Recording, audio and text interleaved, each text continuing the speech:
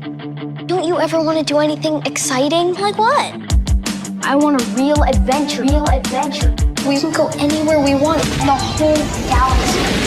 That was amazing! Yeah. You can see grand adventures even in a rotten galaxy like this. We are not pirates. Keep your blaster ready.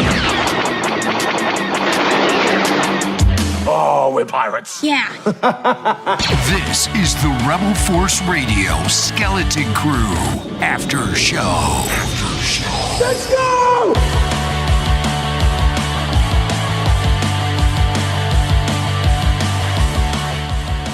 Well, if this show only did one thing,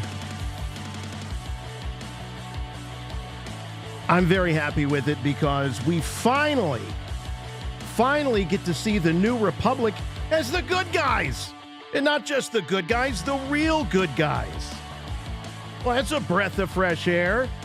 They weren't being shown as a bunch of bureaucratic namby-pambies trying to get in the way. They came in like the cavalry.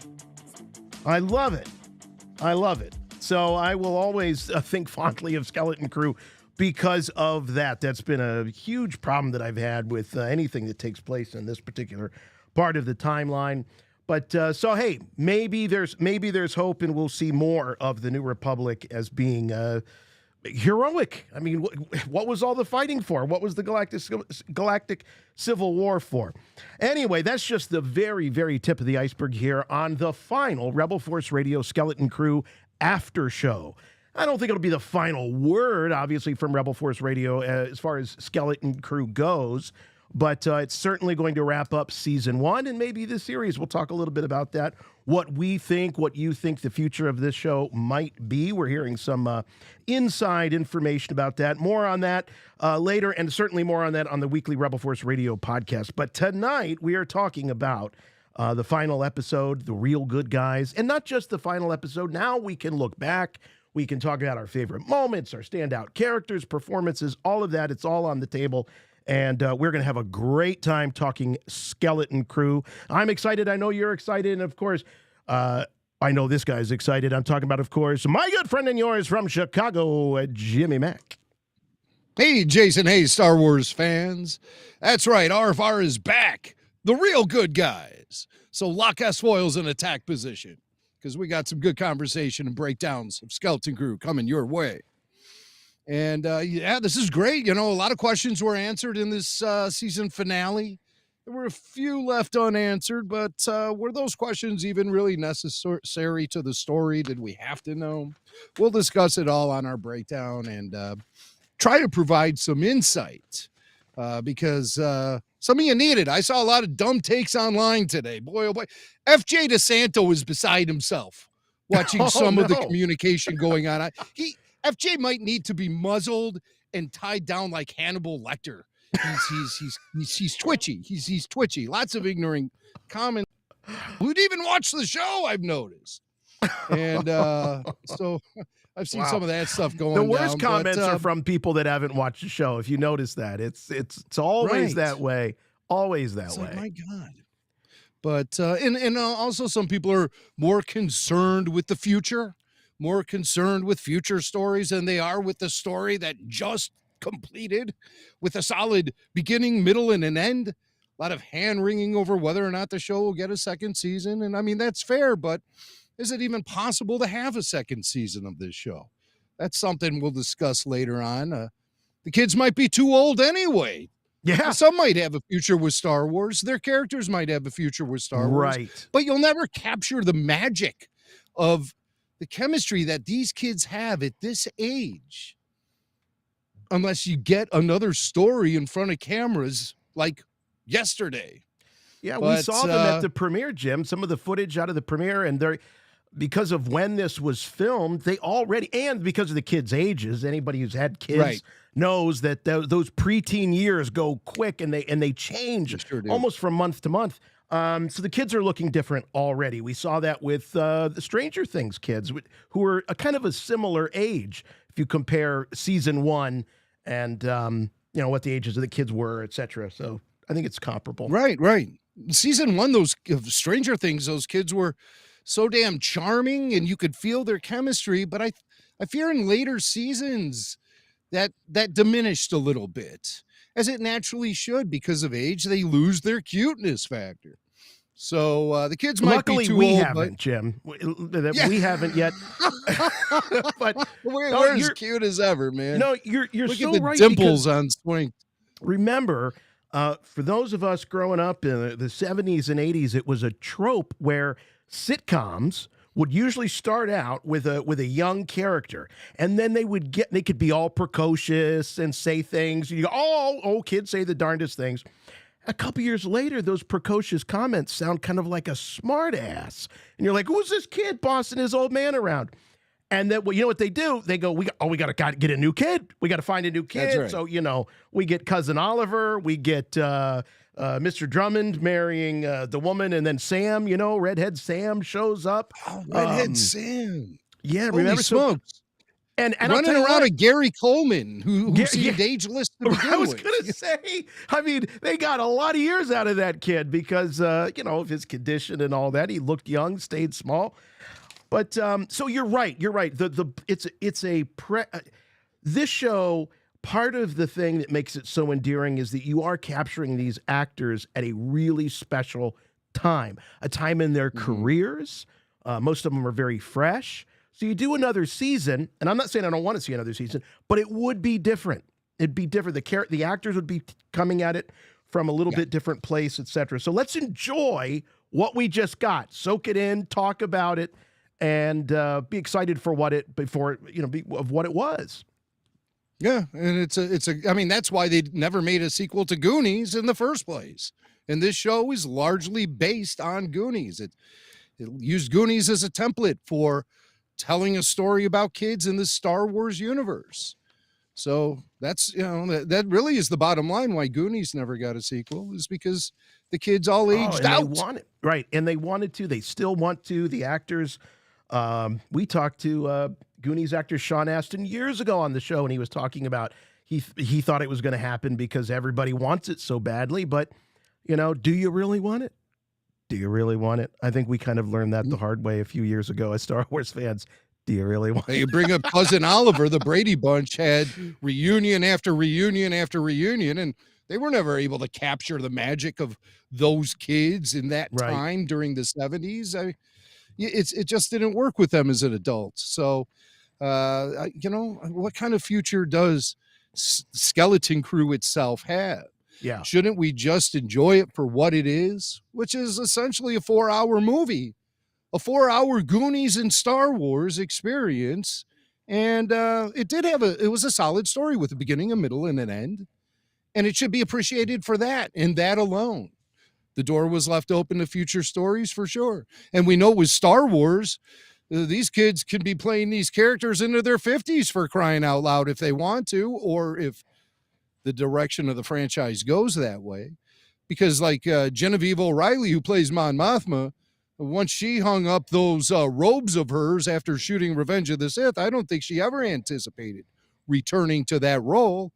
And here it is. We've seen her in 2 series, coming up on a 2nd season, Andor even. She appeared in Rogue One. So the future is always bright for someone who appeared in Star Wars. I mean, geez, Mark Hamill had to wait like 36 years. Can you imagine? We get a season 2 of Skeleton Crew when they're all in their 30s. Well, here's what happened. A distinction that I had to sort of create in my own head, because I was wrestling with this a little bit as I watched the final episode, thinking, gosh, I'm not ready to say goodbye to these characters. And there was so much I thought interesting world building and expansion of lore, creation of lore, really more creation of new lore. Just because there may not be a season 2 doesn't necessarily mean that some of the threads of Skeleton Crew couldn't have ramifications or become relevant down the line. We know that there's a ton of attention, including the new Mando Grogu movie, on this particular point in the timeline. So I think it's still wide open for possibilities of these things sort of somehow coming back up and, not totally just being forgotten. So I mean, audiences are so burned by the way streaming series just throws away storytelling because the quote content didn't perform up to their liking. And I don't know how they even measure that, because sure, people can watch The Boys or give me another big hit on TV. Name one, that streams. And how does that though then translate into subscriber numbers? That's what I'm wondering. How do they even know? Because all of these streaming series offer a vast amount of different types of entertainment. And so how do you even know if something legitimately is a success or a failure? And then traditionally television has seen super hits evolve out of TV shows that really sputtered for the first couple of years until the audience caught up with the show and the show itself found its proper footing. That's only natural. That's only a natural part of television storytelling. Now, we know streaming is vastly different. Essentially, Skeleton Crew is a 4-hour movie. Right. So I just, would hate for it to be so disposable. And after the past year of watching Disney pull the Willow series off of its streaming service and announce the cancellation of The Acolyte a mere month after it debuts, not even giving it a second chance to catch up, to let audiences catch up with it, regardless of what you think of the quality.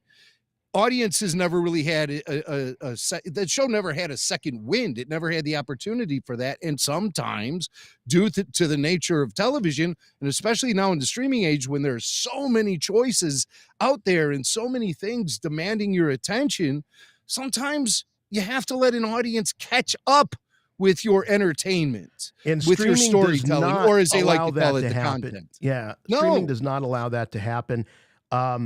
You could look, Dale's Toys in our chat says, Arrested Development. I'm thinking of X-Files. I'm thinking of Seinfeld.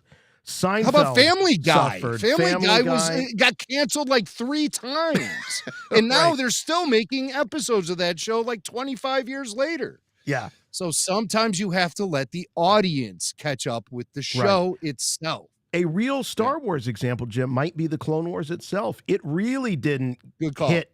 I don't think it really permeated more than just the hardcore Star Wars fans until they all ended up on Netflix. That changed the game for Star Wars, for Clone Wars. Oddly, the streaming saved Clone Wars, essentially.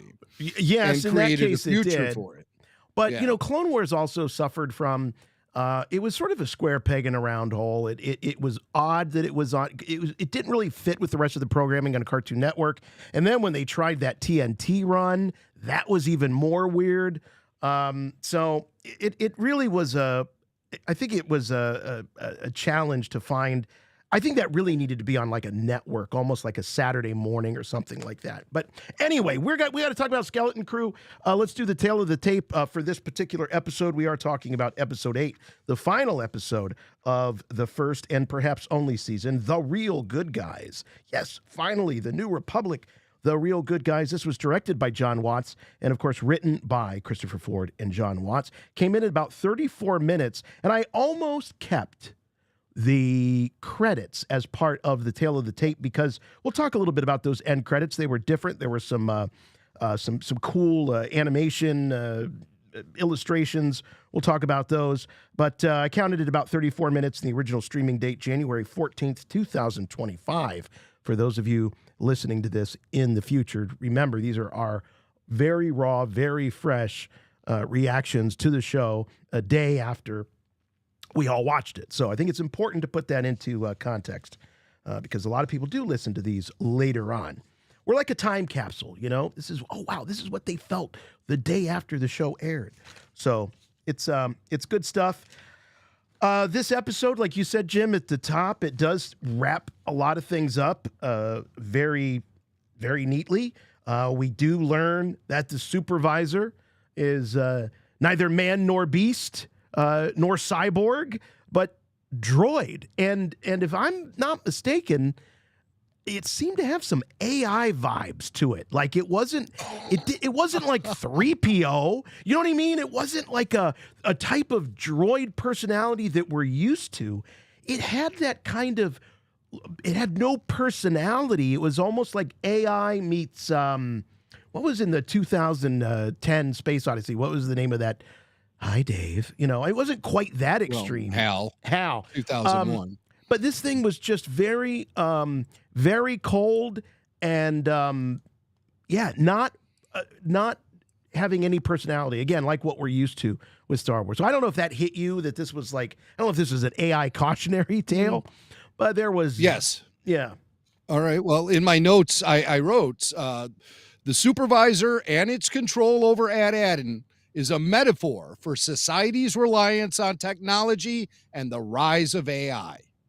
So I'm touching into some similar vibes you're getting from that. I definitely do look at it as a metaphor. I wouldn't necessarily call it a cautionary tale, but maybe you can look at it that way. You know, the reliance on technology, you know, what does that do for the human condition? Is it going to benefit us or is it going to destroy us? And it seems like At Attin was walking that tightrope from episode 1 all the way through episode 8. And to jump to the very end where we see At Attin is exposed to the rest of the galaxy, most likely going to be chartered as a new Republic planet. The citizens will have the freedom and ability to come and go as they please. Their futures won't be predetermined for them according to assessment tests or good behavior or whatever Orwellian institution is in place on At Attin. At the end of the day, the citizens, while getting the safety net of their comfort from isolation removed from them, they actually benefit from the whole thing because they get their independence, they get their freedom, they get to choose their own adventure and determine what's best for them as opposed to letting the system do all that. Yeah, and I love how much reference there was in this episode. It was sprinkled throughout the whole series, but references to how scary the galaxy is, but yet at the same time, that's what makes life worth living, is the risk, the chance, the opportunity. When you live in that walled garden and there's no possibility that anything could really go seriously wrong, yeah, there's safety and there's security, but is it really living? Were the people of At Attin really living? It seemed like the kids were, particularly Wim and Fern, they kind of knew intuitively that they weren't really living. The other thing I wanted to mention too about the supervisor is he reveals, and this is probably Captain Obvious here talking, but what the great work was. The great work was all about protecting the mint. And as his dying words were, you know, must protect the mint. That was what it was all about. There was no motive to the supervisor in terms of enslavement or anything really duplicitous. It was so simple. It was protect the mint at all costs. That seems to be the great work and the highest,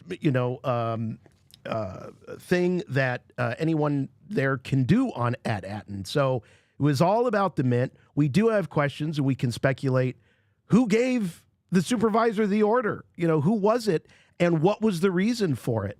Was it an insurance policy? Was it the High Republic, the Old Republic? And maybe they weren't cut off from communication, or at least I know I'm laying a lot out here, but maybe they weren't cut off from communication quite as long as we thought they were, because he does reveal that he was aware of the quote unquote the Jedi betrayal that led to Order 66. So, you know, in a timeline, yeah, that was a while ago, but it wasn't hundreds of years ago. We found out recently that At Attin had likely been hidden from the rest of the galaxy for generations, hundreds of years. Yeah, well, no, I still believe that. Just because the supervisor has communication with the outside galaxy doesn't mean that the citizens of At Attin do, nor does it mean that the supervisor was necessarily sharing that information with the citizens of At Attin. I think the supervisor was there to help maintain the status quo, and the status quo is work in the mines, create this money, work in whatever bureaucratic position there that suits you best according to the tests, and keep that money flowing and protect the mint. And I think maintaining the status quo means you have to restrict your citizens from a lot of things happening in the outside galaxy. You have to maintain a level of ignorance among the citizens to keep their curiosity suffocated, because then otherwise a lot of people would be looking to get off the planet if they knew about what was happening throughout the galaxy. Yeah. And in the case of the Jedi, I think knowledge of the Jedi by the At Attin citizens is on par with mythology and fairy tales and things of that nature. It's looked at more or less as fiction. Yeah. The people of At Attin look at what's going on in the outside galaxy more as fiction, much like the people in the outside galaxy look at Attin as being fictional. Right. Because the two haven't been together for such a long time that it becomes mythic. I say hundreds of years. And I think that Tak Renid, his story occurred hundreds of years ago. Yeah. Based on the ancient look of his droid and the fact that all the pirates called the Onyx Cinder an antique and everything like that. I think that ship was buried underground on At Attin for a long time, hundreds of years. And everything SM-33 said about Tak Renid was stuff we can accept on surface level. We know that he was stabbed. He most likely died then, and he crash landed his ship on At Attin. This is after a long time of him making runs back and forth off of At Attin. Right. Maybe he was tricking the security droids just like Jod was in this episode. And maybe he was doing it for a long time. And then he'd go out in the galaxy and he'd acquire all of this loot with the money he had. And then he stashed it on the spa planet. And it kept going on and on over and over again until his crew turned on him. As you say that, Jim, I am a little disappointed, picking nits here, but that they didn't connect the supervisor to Tak Renid at all. I really did think that Tak would have been, like you say, maybe he outfoxed the supervisor, but that in addition to that, he would have also set it up so that he could continuously come back. And maybe that is the case, and they just didn't reveal that because it wasn't necessary. Yeah. Well, they say the genius to seem to be drawn out, though, actually given to us. They say the genius of his plan was the ability to come and go by using an At Attin ship. That ship, the Onyx Cinder, was originally property of the Mint. Yeah. And designed to go back and forth by a very select few, I'm sure. But Tak Renid took it over and was having a good time making those runs until his crew turned on him. And that's that. I pretty much believe the skeleton that we see that's plastered up against the wall with a dagger through its middle, pretty sure that was Tak Renid. I'm pretty sure that was him. Yeah, he went down with the ship just like all of them did. But he had the last laugh. Yeah, sure, he was stabbed and everything, but everyone else went with him. And he made damn sure that not only did they go with him, but that no one ever would find his treasure. It would die with him. So if he couldn't have it, no one could. So exactly. Now, something else that was certainly laid out for us very plainly was Jod's lineage as a Jedi in training. He indeed was a Padawan, and I think that became Well, I wouldn't call him a Padawan necessarily. Because you I require mean, the Jedi Order to establish those sort of titles. oh, He come was on. found by. Well, no, I mean You're being a that's little. not picking That's, it. You I you think cannot so. call him a Padawan. You cannot. The younglings in the temple How about an who are apprentice? actually being trained, those aren't Padawans either. Can we say apprentice? Yeah, that's Okay, more. all right. That is more appropriate. Yes. Okay. Okay. That's good. All right. So we'll say apprentice. And he's carrying a lot of baggage. This was not something. I mean, this is something that shaped him. Order 60. Well, I can't say. A lot of people are saying it's Order 66. I don't think it's Order 66. I think this was a Jedi. He describes her in the dialogue. He says, I was living in a hole in the ground, and a Jedi found me. She may have been desperate and ragged like me. So someone who is on the lam, on the run. But she told me I had potential, and, well, she only taught me a little before they hunted her down, and they made me watched whilst they killed her. That's the galaxy. It's dark with a few pinpricks of light. So it got a little heavy at the end. But no, I don't think this was a reference to Order 66. It was clearly a Jedi, I think, in hiding after Order 66 and found this kid. Well, Order 66 continues essentially until all the Jedi are wiped out. We just get to see it in a nice montage-like format in Revenge of the Sith because Palpatine just put that order out there. But it was spotty for several years after that order was issued. But yet Jedi were still hunted down throughout the galaxy. Right. And I predict that the story that Jod is telling happened in maybe the first year of Imperial rule, like right after the Clone Wars ended, right after Order 66 was issued. I believe that Jod, as a kid, growing up poor, impoverished, and starving, living in a hole, came across this Jedi who was hiding from the Empire, also living in poverty as a result of having to take herself completely off the grid. Right. And she saw potential in Jod and trained him briefly.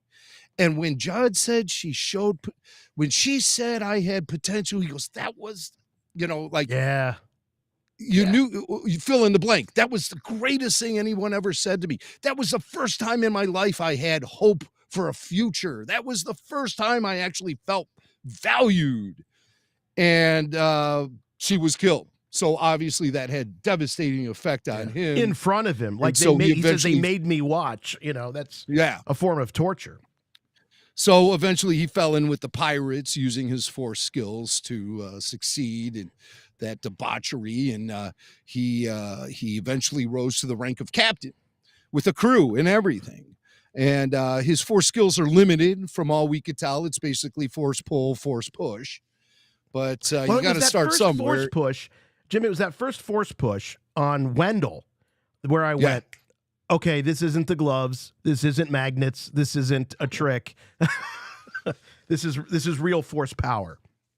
Yeah. Ernie was a little bummed. His prediction of no magnets in the gloves didn't come true, but I think he felt satisfied with the overall explanation for Jod. Yeah. But this got me really thinking, like, okay, can I pinpoint Jod's age? So let me take you on this journey I went through. Okay. So the Phantom Menace happens 32 years prior to the original trilogy. And the original trilogy covers a 4-year span, which means Return of the Jedi happens 36 years after the Phantom Menace. The Mandalorian era is approximately 5 years after Return of the Jedi, which makes it 41 years after the Phantom Menace. John Watts recently told Empire Magazine in an interview that Skeleton Crew happens concurrently with The Mandalorian. So, taking that into account, that means Skeleton Crew happens approximately 41 years after The Phantom Menace, just like The Mandalorian. The Clone Wars start 31 years before Skeleton Crew. 10 years after the Phantom Menace, and they last for 2 years, the Clone Wars. The Clone Wars end, the rise of the Empire happens, and that's 29 years before Skeleton Crew. Okay. All right. All right. Now, the kid who played Wim, Ravi Cabot Conyers, was born in February 2011. Skeleton Crew was shot from September 2022 to January 2023. And so Ravi was 11 years old during that time frame. So I'm going to apply that age to Wim. I'm going to say he's 11 years old, just like the kid actor who plays him. There you go. I think there's some Wikipedia misinformation out there or whatever, but I'm saying the kid was the same age as the actor. He was 11 years old.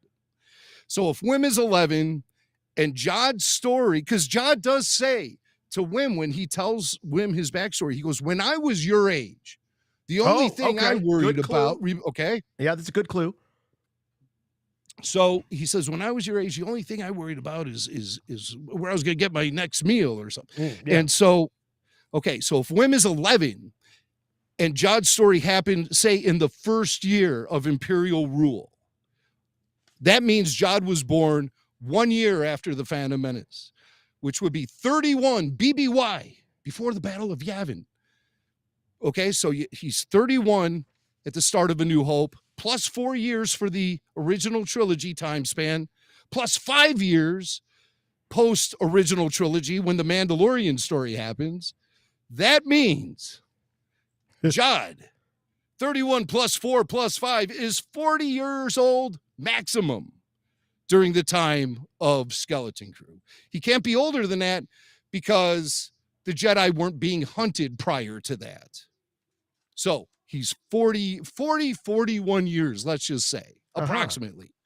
Jude Law was 49 years old when Skeleton Crew was shot, but we can accept that. We can accept flexibility for an actor of his caliber to play, 9 years younger. Okay, look at the pictures of Jude Law. He looks the same now as he did 9 years ago. Yeah. But with Wim, with the kid actor, you have to take the kid's actual real life age to apply it to the character, because as we said at the beginning of the show, there's so much growth for kids of, between the ages of 8 and 13. Every day is almost like you have a different person. Oh, 100%. And so I say Jod is 40 years old max. I like it. I buy it. Look, we know that the stress of living in these times, as evidenced by Obi-Wan Kenobi and his rapid aging, would definitely allow for Jude Law, as he appears in this show, to be the spry 40-year-old that Jod Nawood is. Yes. I'm on board. Yeah. And I mean, if you look at pictures of Jude Law now and compare him to 10 years ago, he looks pretty much the same. The guy's kept himself in decent shape.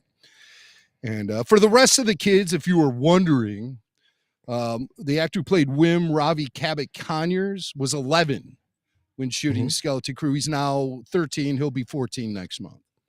Raya Kira Armstrong, who played Fern, was 12 during the filming of Skeleton Crew, and she's now 14.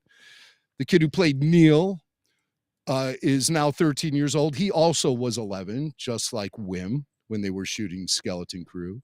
And Kriana Crater, who played KB, was 12 when they were shooting Skeleton Crew. She's now 14.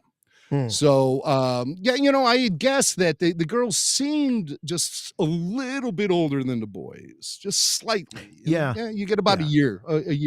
Yeah, I could see that. Age difference. Yeah.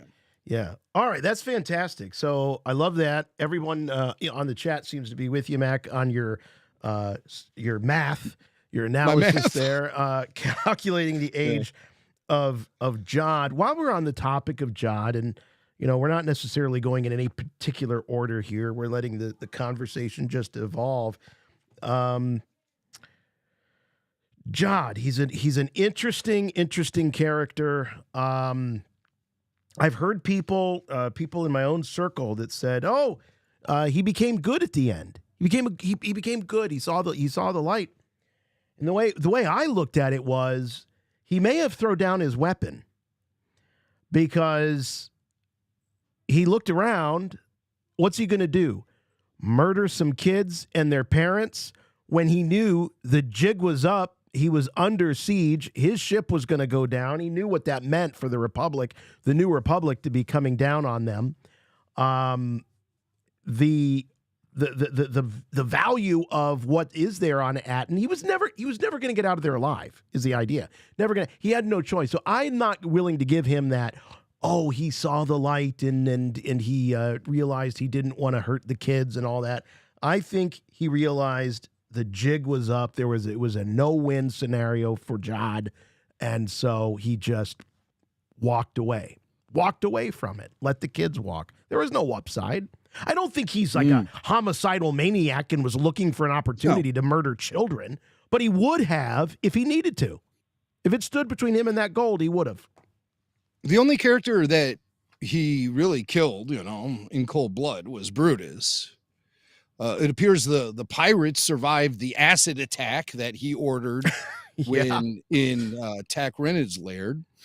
And, when they escaped from Port Borga, there was probably some damage there, but we didn't really see any corpses or anything.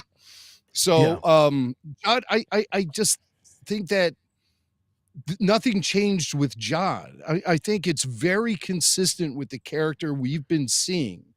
I think the best test of his moral boundaries was in episode 5 when he wanted to become captain of the ship and he took Fern under his arm and stuck a knife to her neck and was fully prepared to kill her, but didn't want to. He wanted her. He gave her the chance. Oh, yield.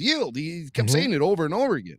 Even after she swung a giant candlestick or whatever at him, he still was offering her the out. But if she did refuse and tried to continually combat him, then he probably would have had to do what he had to do. And that's it. But that's not what he wants. He even says he's frustrated when KB's ship crashes and says, he punches the counter and goes, it doesn't need to be like this. I didn't want anybody to get hurt. Right. And I believe that's just who he is.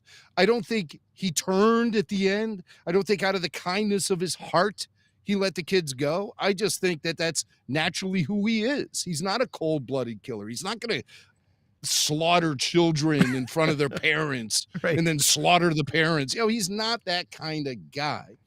And to his benefit, he made the right move.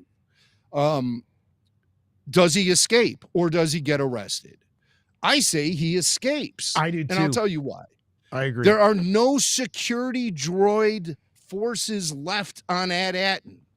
The New Republic is arriving in starships. They don't have boots on the ground quite yet. And the kids are the only ones who knew Jod was up in that tower. Maybe the others, because he does address the citizens at one point. But they still don't necessarily have to know where he's coming from on that comm. So he's up in the tower, and I say the kids and the parents are the only ones who knew he was up there. But they ran off to save KB instead of alerting New Republic forces, which left Jod plenty of time to escape, to get out of there.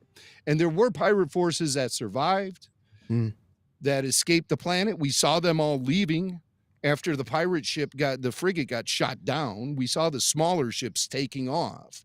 With the barrier gone, those guys split. So Jod could have easily called one of them. He said the crew loved him. And if they saw Jod was still alive, they might have circled back, come back to At Attin and bailed him out. Or he could have gone and hide out in the northern mountains or whatever. But I think Jod escaped. And I don't think he let the kids go or anything. I don't think he's relieved he's been released from a lifestyle of being a pirate or anything like that. I've read online. When he watched the pirate frigate crash, some people said he smiled. According to the descriptive audio track, he watched that happen and and made an expression of cunning desperation. So he's clearly thinking of his getaway. Yep. That's all there is to it. He sees that ship crash. He goes, how am I going to get out of here? Oh, I better contact some other pirates to get them to pick me up, or I better get out of here and go hide out somewhere until it's easier for me to make my getaway. I detected the smile too, but I interpret it as it was him getting an idea of how he was going to get himself out of this. Like, because I tried to capture it in my screen captures. He's looking at the ship going down, and he kind of has a little more of a shocked or horrified look on his face. And then, and Jude Law, gosh, I've never been a Jude Law fanboy, but I'm just saying Jude Law delivers a tour de force performance in this material. He gives it absolute credibility. He never overplays it. I think he plays it perfectly. It's very layered, and I tried to get this moment when there's this sort of, I wouldn't say smile, but maybe a smirk. And again, I interpret it as the light bulb just went off. He knows how he's going to get out of this, and he's going to go on pirating, and he's going to look for the next big score. And I want it that way. I mean, in my headcanon, that's what I want. I want him to go off and have more piratey adventures. I don't necessarily want this guy to, somebody said in the chat, he becomes Fern's stepdad. I don't think that was a joke, obviously, but I don't necessarily want that. I think it is interesting that you've got this character out there who, this is a unique character, I think, at least in terms of Star Wars that we've seen on the either the small or the big screen. Maybe there's comic book characters similar, but a pirate that has force sensitivity and a little bit of training, not much, enough to get himself out of a jam here and there. That's a pretty cool contribution, I think, to the action figure toy chest of Star Wars characters. I'm going to give the character of Jod Nawood or Silvo or whatever, I'm giving him an A+. Like, that's a figure that I want in my toy box if I'm a 9-year-old playing with my action figures. It would have really been predictable and lame should he have turned good at the end and suddenly, for some reason, felt a connection to these kids and wanted to help them out at the end. That would have kind of dumbed things down a little bit, I think. It would have cheapened Jude Law's great performance.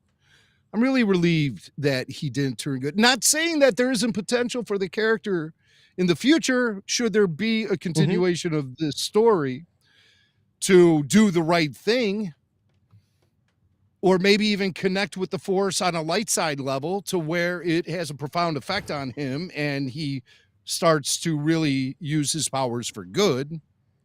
But the way he sees the galaxy is full of bad with occasional pinpricks of good. And he's just using the Force in the most practical way he can. But I think there is room for growth for the character. But the hero's journey wasn't Jod's. No. In this story. The hero's journey really belonged to the kids. Yes. And each one of the kids are vastly different people at the end of the story than they are at the beginning of the story. And they have confidence, they are competent, they have street smarts, and each of their individual like gifts or talents really inflated throughout the course of this story. The best parts of their personalities really got enhanced or amplified due to this adventure.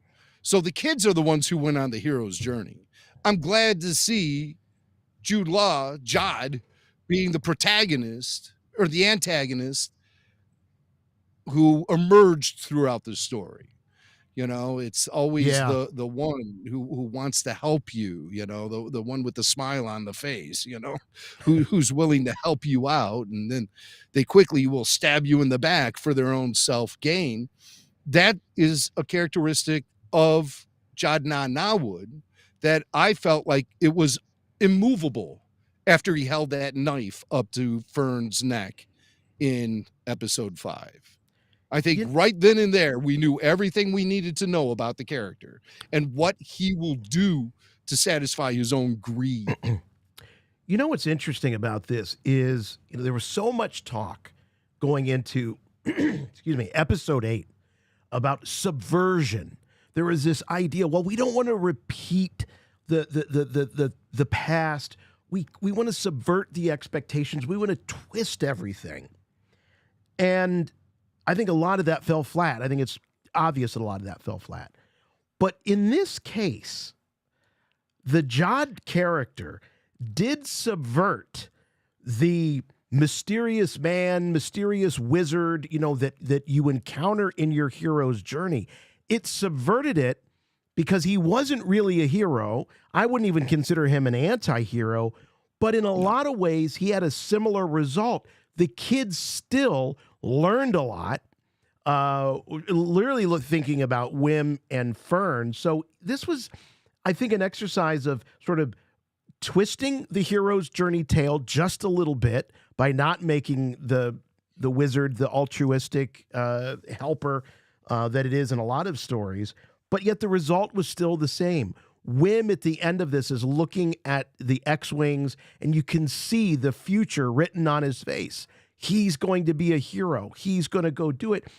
So Jod, in a lot of ways, is responsible for propelling Wim, maybe for the wrong reasons, but I just think this is a good example of how you can subvert and yet still stay true, I think, to the larger narrative. Well, essentially, at the end of the day, Jod did a lot to benefit the children, and the children did a lot to benefit Jod. Jod was a dead man. They were going to launch him out of the airlock. And then all of a sudden, the Onyx Cinder shows up, piloted by KB and the kids. That gave Jod a second chance. Previously in that episode, the last episode, they grabbed Brutus with the claw. Brutus made it very clear to Jod, treasure or not, you're a dead man. Yeah. So there was no future for Jod. He got a second chance when the kids used that loading claw to attack Brutus. So there's a lot of give and take going here with this relationship, even though it seems very antagonistic. There's a lot of give and take going on.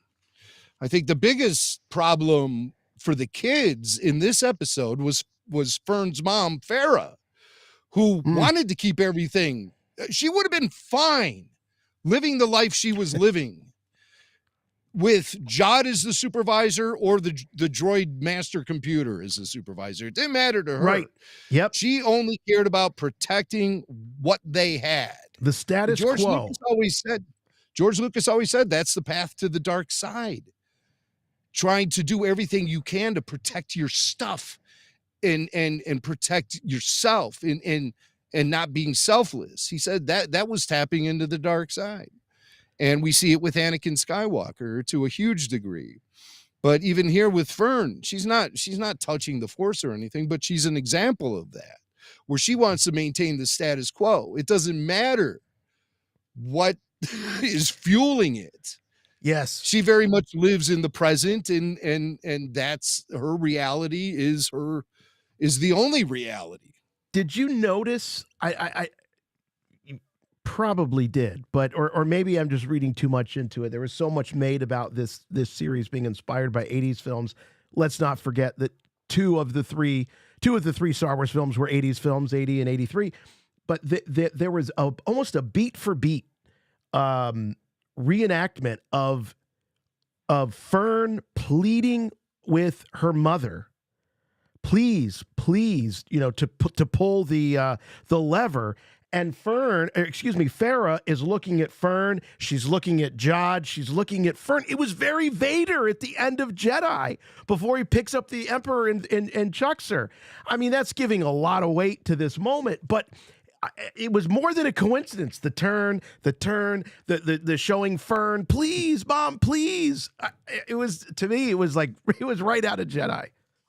Wow, that's a great observation.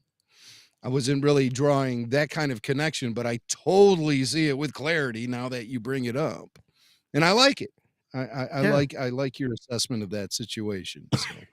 So yeah, it was good to see that Farrah finally did the right thing. Mm. But I mean, to her, she was destroying the lives of everyone on At Attin by doing that, because she Yeah. understood what was so important there to protect. And really, it's not the mint. It's their, like, what these people, these people believe they're living some utopian lifestyle here, when in fact they're imprisoned, enslaved, and have no free will. You're right. So, I mean, you sacrifice a lot for the sense of security and comfort. And that is really amplified through Farrah and her connection to that society and her actions in this last episode. Yeah. Once again, this is a call-in show, 708-866-1737. That's the number to call. We've got quite a few lighting up the switchboard right now. Tyler is screening your calls. Look, it doesn't have to be just about this episode. If you want to talk about your favorite Skeleton Crew moments of the season, the standout characters, the performances, it's all fair game. Jim was talking earlier about the development of the characters. We got to talk about the kids and what they all learned and what they got out of this. Because I think that they are. I mean, they're our proxies. They're how we're seeing the universe. We're seeing it through their eyes. But it is, as we said earlier, their hero's journey. And in the case of Fern, we had somebody last week sort of liken the characters to the Wizard of Oz characters, and I do like that a lot. I think that was a good analogy. In the case of Fern, she definitely learned, I think, that her impulsivity is a strength, but it can also be a weakness, and she has to sometimes slow down and take into account the feelings of other people, especially the people that she's relying on. As a leader, you can't grind your team, your people, the people you're relying on into a pulp, because there won't be anything left. So I think she learned that she's got to balance that out. Jim, what would you say is Fern's kind of starting point and ending point and the things that she picked up on? How'd she change for you? I think she gained a lot of humility throughout this story. She immediately wanted to assume leadership, be captain of the Onyx Cinder, and run the whole show. But by the time they get to Ad Akron, she realizes she's in way over her head. And that while listening to her gut has benefited her a lot of times, sometimes she really needs to think it out a little bit more and maybe be a little more open-minded to the suggestions of others. And so that's where I think she evolved. I think she grew up during the course of all of this, and found maturity and open-mindedness probably at the end of the day. Yeah. But I hope that, as a character, my hope for that character would be your gut still saved the day more times than not on this journey. So you don't want to, navel gaze too much. Sometimes your old gut instinct is the right instinct. Neil probably, for me, had the least amount of growth, although I will say bravery, again, he's sort of the cowardly lion, sort of the chunk, if you want to go a Goonies route in this particular show. And he does get his moment. That was another great payoff. He's got his moment in that cannon. It didn't last very long, but he did get his moment and help take out that ship. But not a huge bit of growth for Neil, who's sort of the comic relief. And that's somewhat common for the comic relief to not have any of these big moments of development.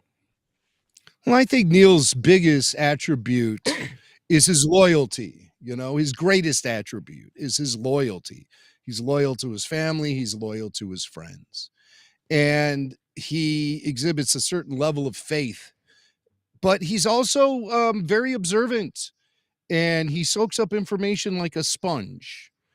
And the connections each individual planet had at Akron, Hana's planet, as he referred to it countless times. Mm. He was the one really picking up on all the connections there. And that was essential information for him to absorb because, as we called it, he did hit that turbo laser on top of the school's roof. He recognized the consistencies with all the planets and kept bringing it up all the time, just like on Hana's planet. You know what they say about an elephant's memory, right? So, it's as long as the trunk, I guess. But I mean, it's these little aspects of their characteristics that were probably pre-existing before they went on this big adventure, but became amplified. And so these individual talents and skills each of these kids had and their personalities in general were all something that they were able to use to benefit them throughout this entire thing. And I think Neil's strongest attributes are, his ability to absorb information and his loyalty to his family and friends.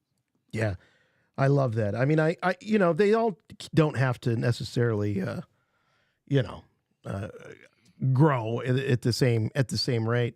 KB. Now, Jim, at one point you had said that you wanted a little more from KB. That character felt a little flat, maybe to you. She does, and you also had predicted that maybe she might make the ultimate sacrifice of any of them. That she might make the ultimate sacrifice. Did this episode and her heroic, going outside the barrier to send the SOS to the Republic and Kim, did that change your opinion? How do you feel about KB at this point?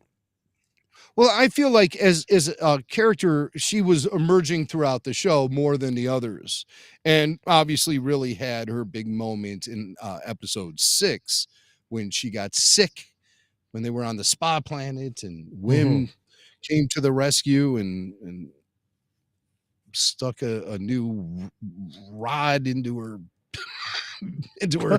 her hard drive or whatever he did. But. Sorry, I make myself laugh flashing back at some of these episodes, but and at the way I describe some of them too. Yes. But yes. Jimmy Mack should be writing the descriptive tracks for these things. I don't know.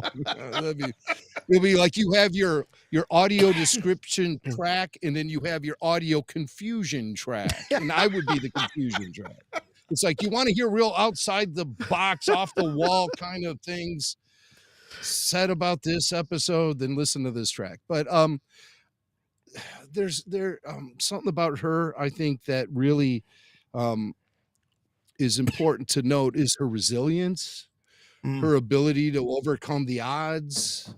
All of this stuff was very much on display, and she's another sponge for information too, but she has these cybernetic augmentation implants, which probably make it easier for her to assimilate information because she probably downloads it all. A guy like Neil doesn't necessarily have that. So, but he has the elephant's memory, so he's got that going. But again, I think that these are characteristics that the kids brought into the adventure and they only became highlighted and amplified throughout. What does Yoda say to Luke before he goes in the cave? Luke goes, "What's in there?" Yoda says, "Only what you take with you." That's a Star Wars lesson.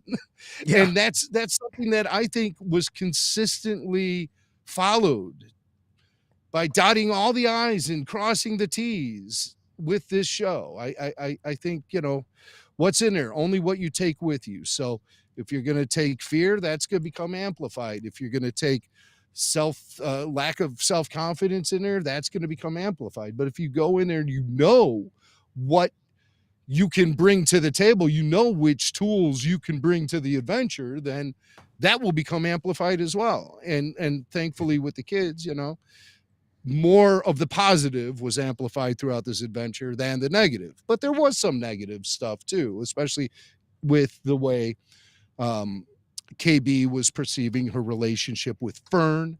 She felt like maybe Fern was kind of being oppressive in that relationship and too demanding of her. as a friend, as a person, as an individual. She didn't recognize KB has obvious gifts and obvious advantages that normal people don't have because of her augmentations. But it also presents her with a series of limitations too. And all of that became obvious in the Bryce Dallas Howard directed episode. So, you know, I just want to say I love these kids. I mean, they're all great, which is so odd to say when talking about Star Wars. Yeah. But the kids were all outstanding.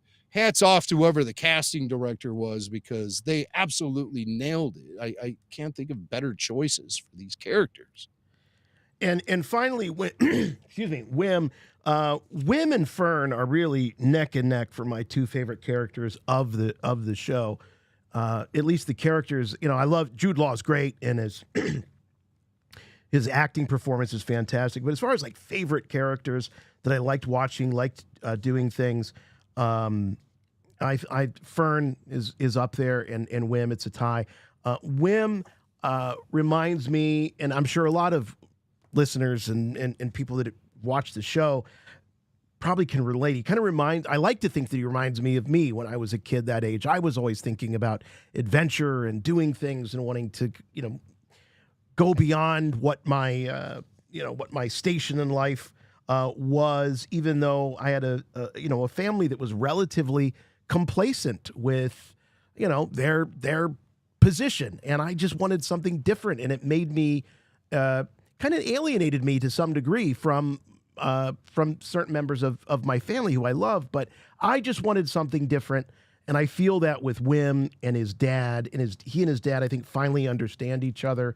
I loved the scenes with them. I loved watching Wendell get super excited after they make that big jump. This is a guy that probably hasn't had an adrenaline rush, since their mom died, we'll put it that way. And, but with Wim, I thought that, he matured. I think what's great about it is, even though he's exposed to all the meanness and the terror in the galaxy, it didn't stop him from still wanting to make a difference and to have an adventure and be a hero. It didn't scare him away from it. It made him wiser and perhaps, to some degree more cautious, kind of the way it did with Fern. But I'm glad that it didn't ruin his character. He didn't, even when he was back on his planet with his dad and they're sitting there eating whatever that was, he wanted to get back out there. He's back on the walkie-talkies talking to Neil as soon as he gets a moment. So I like that he didn't change in that way, but you do see some of the more subtle changes, mainly his maturity and his awareness. Well, I think it's important to bring up, as you did, the relationship Wim and Wendell had. Wim was a dreamer.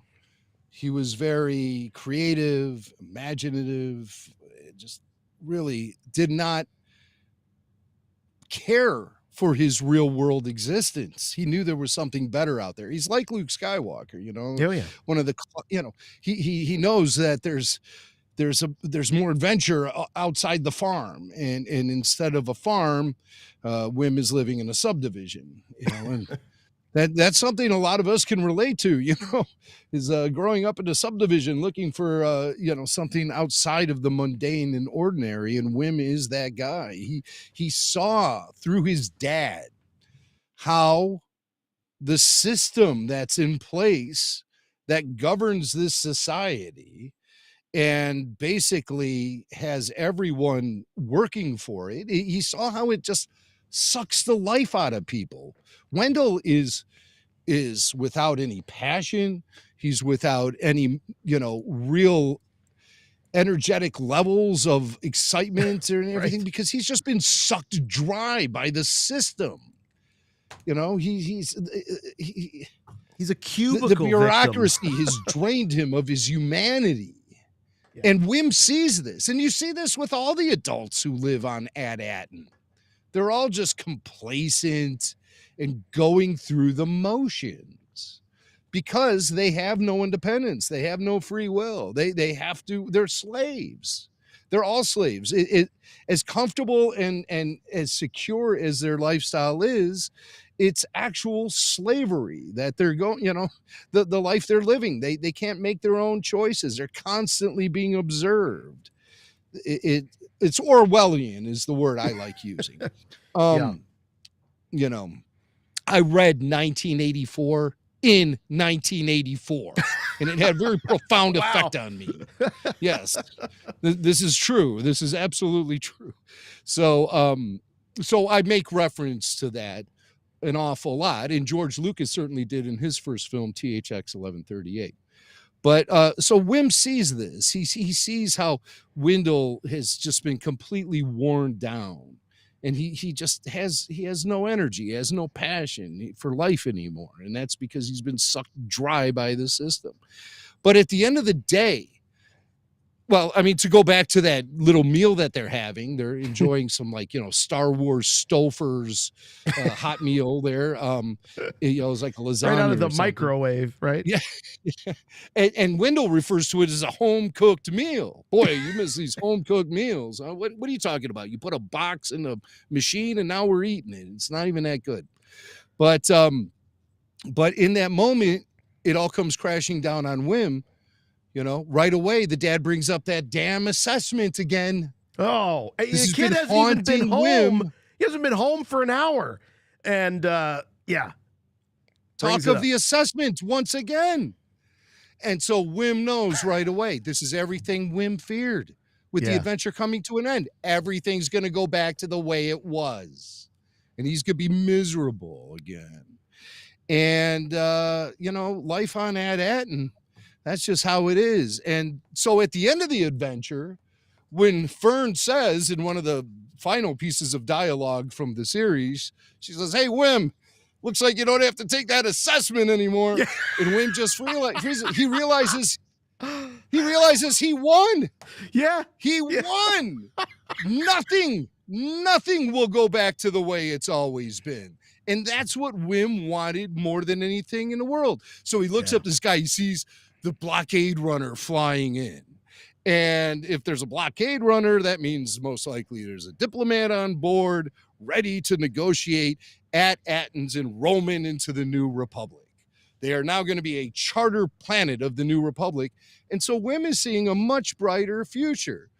Anyone could have been on board that blockade runner. Leia Organa, Mon Mothma. I was just going to say that was Leia Organa on that in my head canon. That's who it was. It was Leia herself, ready to bring At Attin into the New Republic. And so Wim won. This entire show was about a kid trying to dodge taking his final exam. And he won because life on At Attin is going to be different forever. No more assessments, no more great work. Citizens free to do whatever they want for a career. They can come and go off planet and explore the galaxy if they want. It's the end of the Orwellian society. Independence and freedom for all At Attin citizens. The planet becomes part of the New Republic. And any, attempts will be made to maintain the old suburban lifestyle of At Attin. But so many people from across the galaxy are going to flock to this planet because it's obviously very rich with natural resources. Yeah. And within time, it'll become overdeveloped like Coruscant. Think about all the galactic historians that would want to go show up there and study this place that has been frozen in time for hundreds and hundreds of years. Yeah, I got to say that the blockade runner, the X-Wings, the B-Wings, it was just so damn cool to see that fleet show up. And I really mean what I say. If nothing else, what this show did finally for me was make the real heroes the New Republic and get those goosebumps when they come flying in. I mean, even in Mando, they're kind of a pain in the ass. They kind of, get in the way from time to time. They're bureaucratic. They're basically highway cops that are writing tickets, to these. And so seeing them like this just really, really did a lot for me. I was so happy. I really was. I was so happy. Well, X-Wings and most importantly, B-Wings attacking the pirate frigate. Yeah. Was great because you don't normally see B-Wings in action in a live action production. We've seen them in animated stuff like Star Wars Rebels, whatever, but to see them in live action, because that was one of my biggest hangups about Return of the Jedi, is you never actually saw B-Wings doing what B-Wings do. And in this, we saw B-Wings do what B-Wings do, and I was thrilled. I was thrilled at the rare opportunity to see a B-Wing in action, in live action. So for that alone, I thought that was very worthwhile, and obviously big tie-in to what goes on in the Star Wars universe. At Attin becoming exposed immediately makes it part of the Star Wars universe. I just thought it was really clever the way they rolled out this entire story. And when I think back to some of the speculation and guessing we were doing before the series even launched, this far exceeds my expectations and has brought me a story that I really thought had some sufficient twists and turns. It didn't feel totally predictable.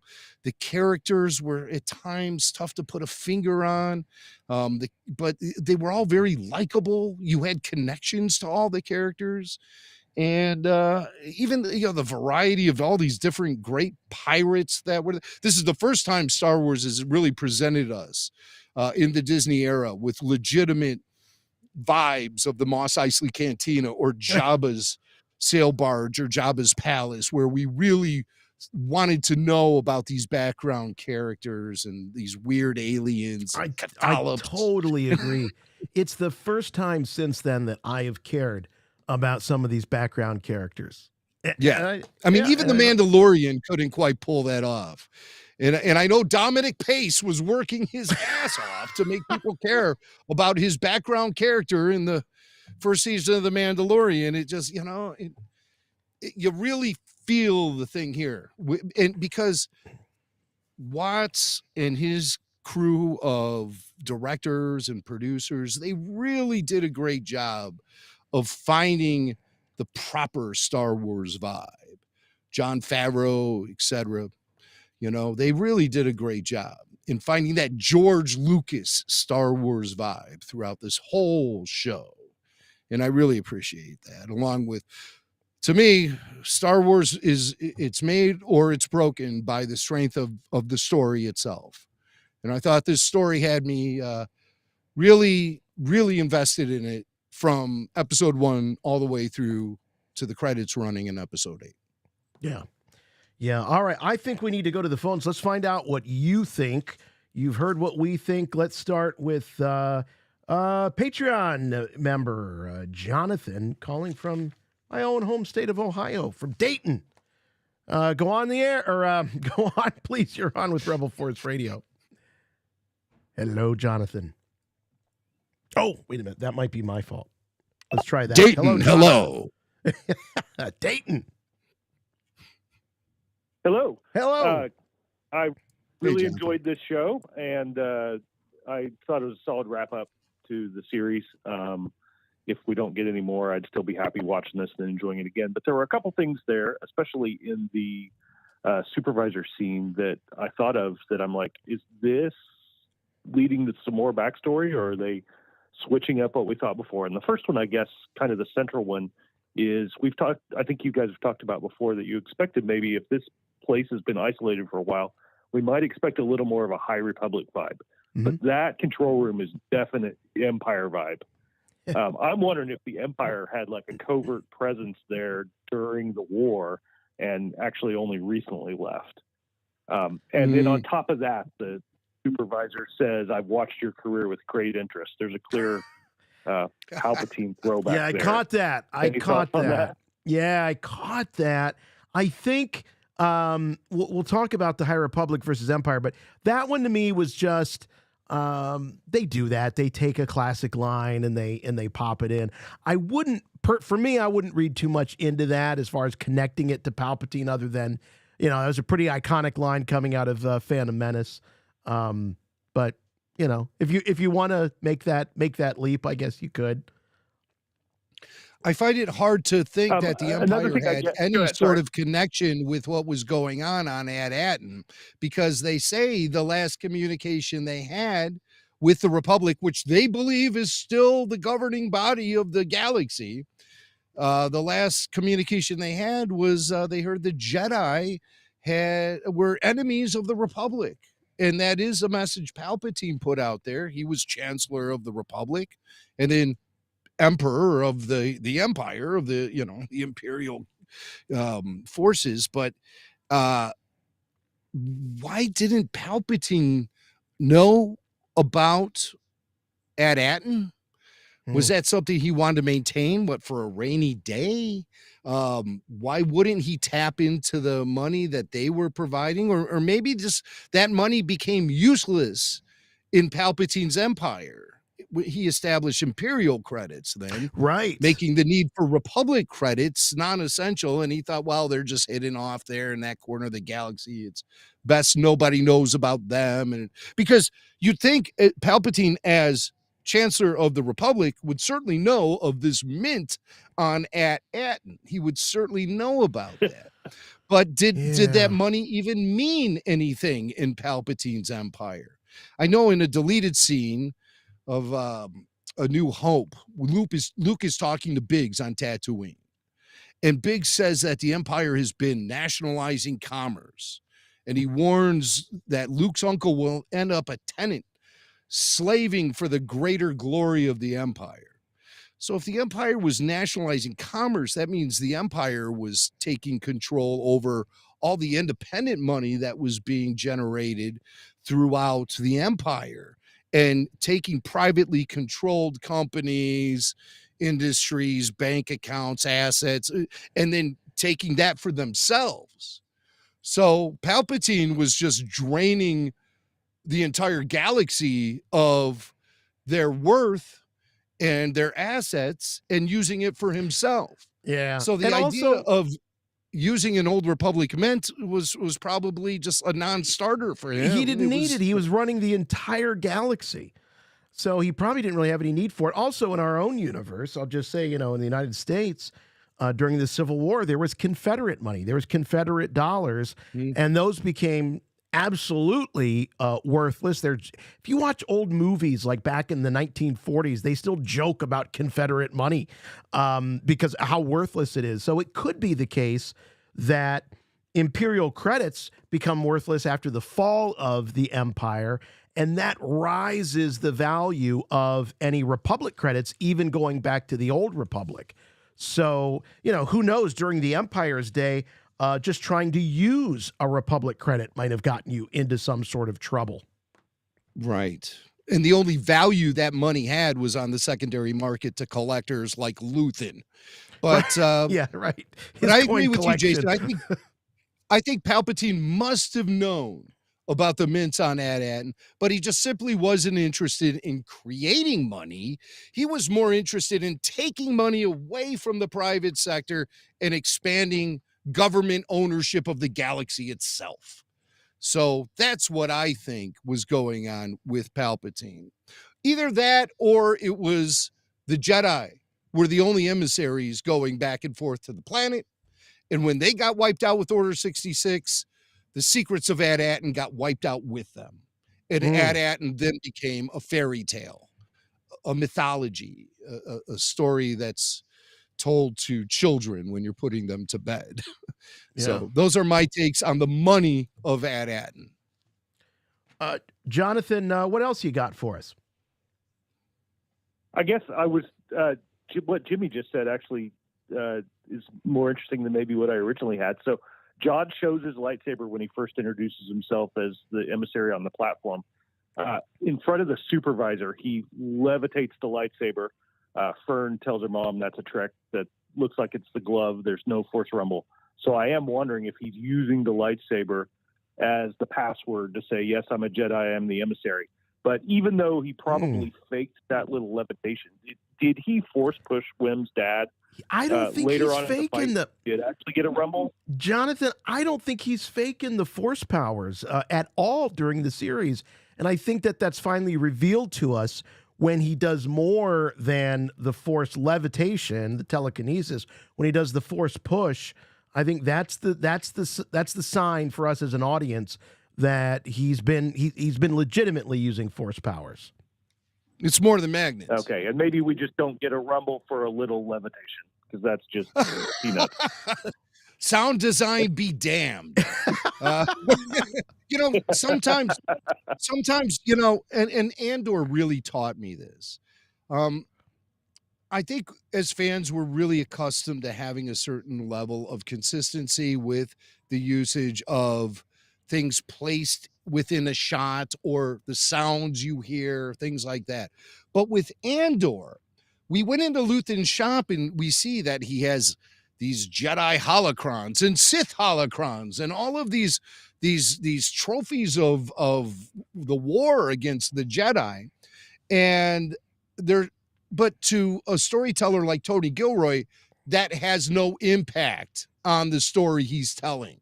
The props department put that stuff back there just willy-nilly.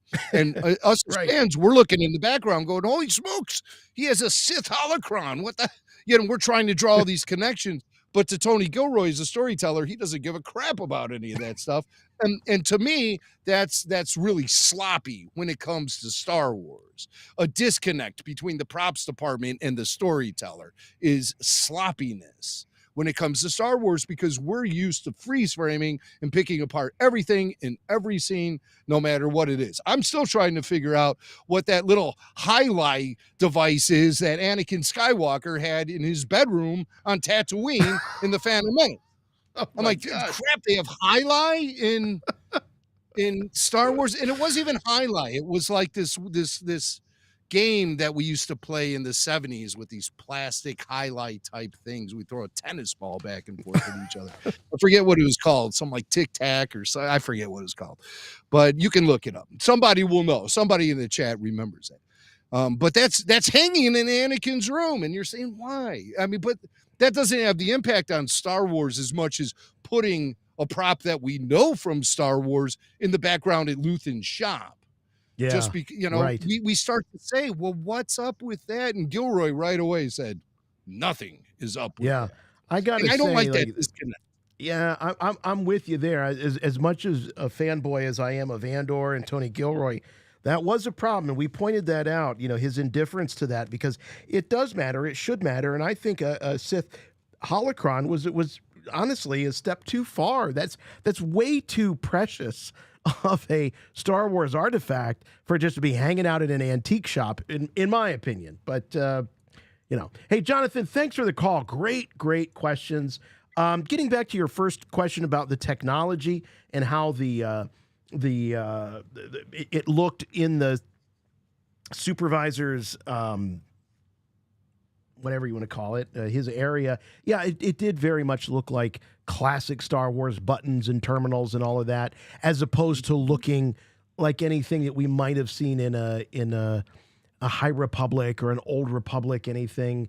Again, that's one of those things I'm not reading too much into, because the dialogue is telling me that this dates way back prior to the Empire.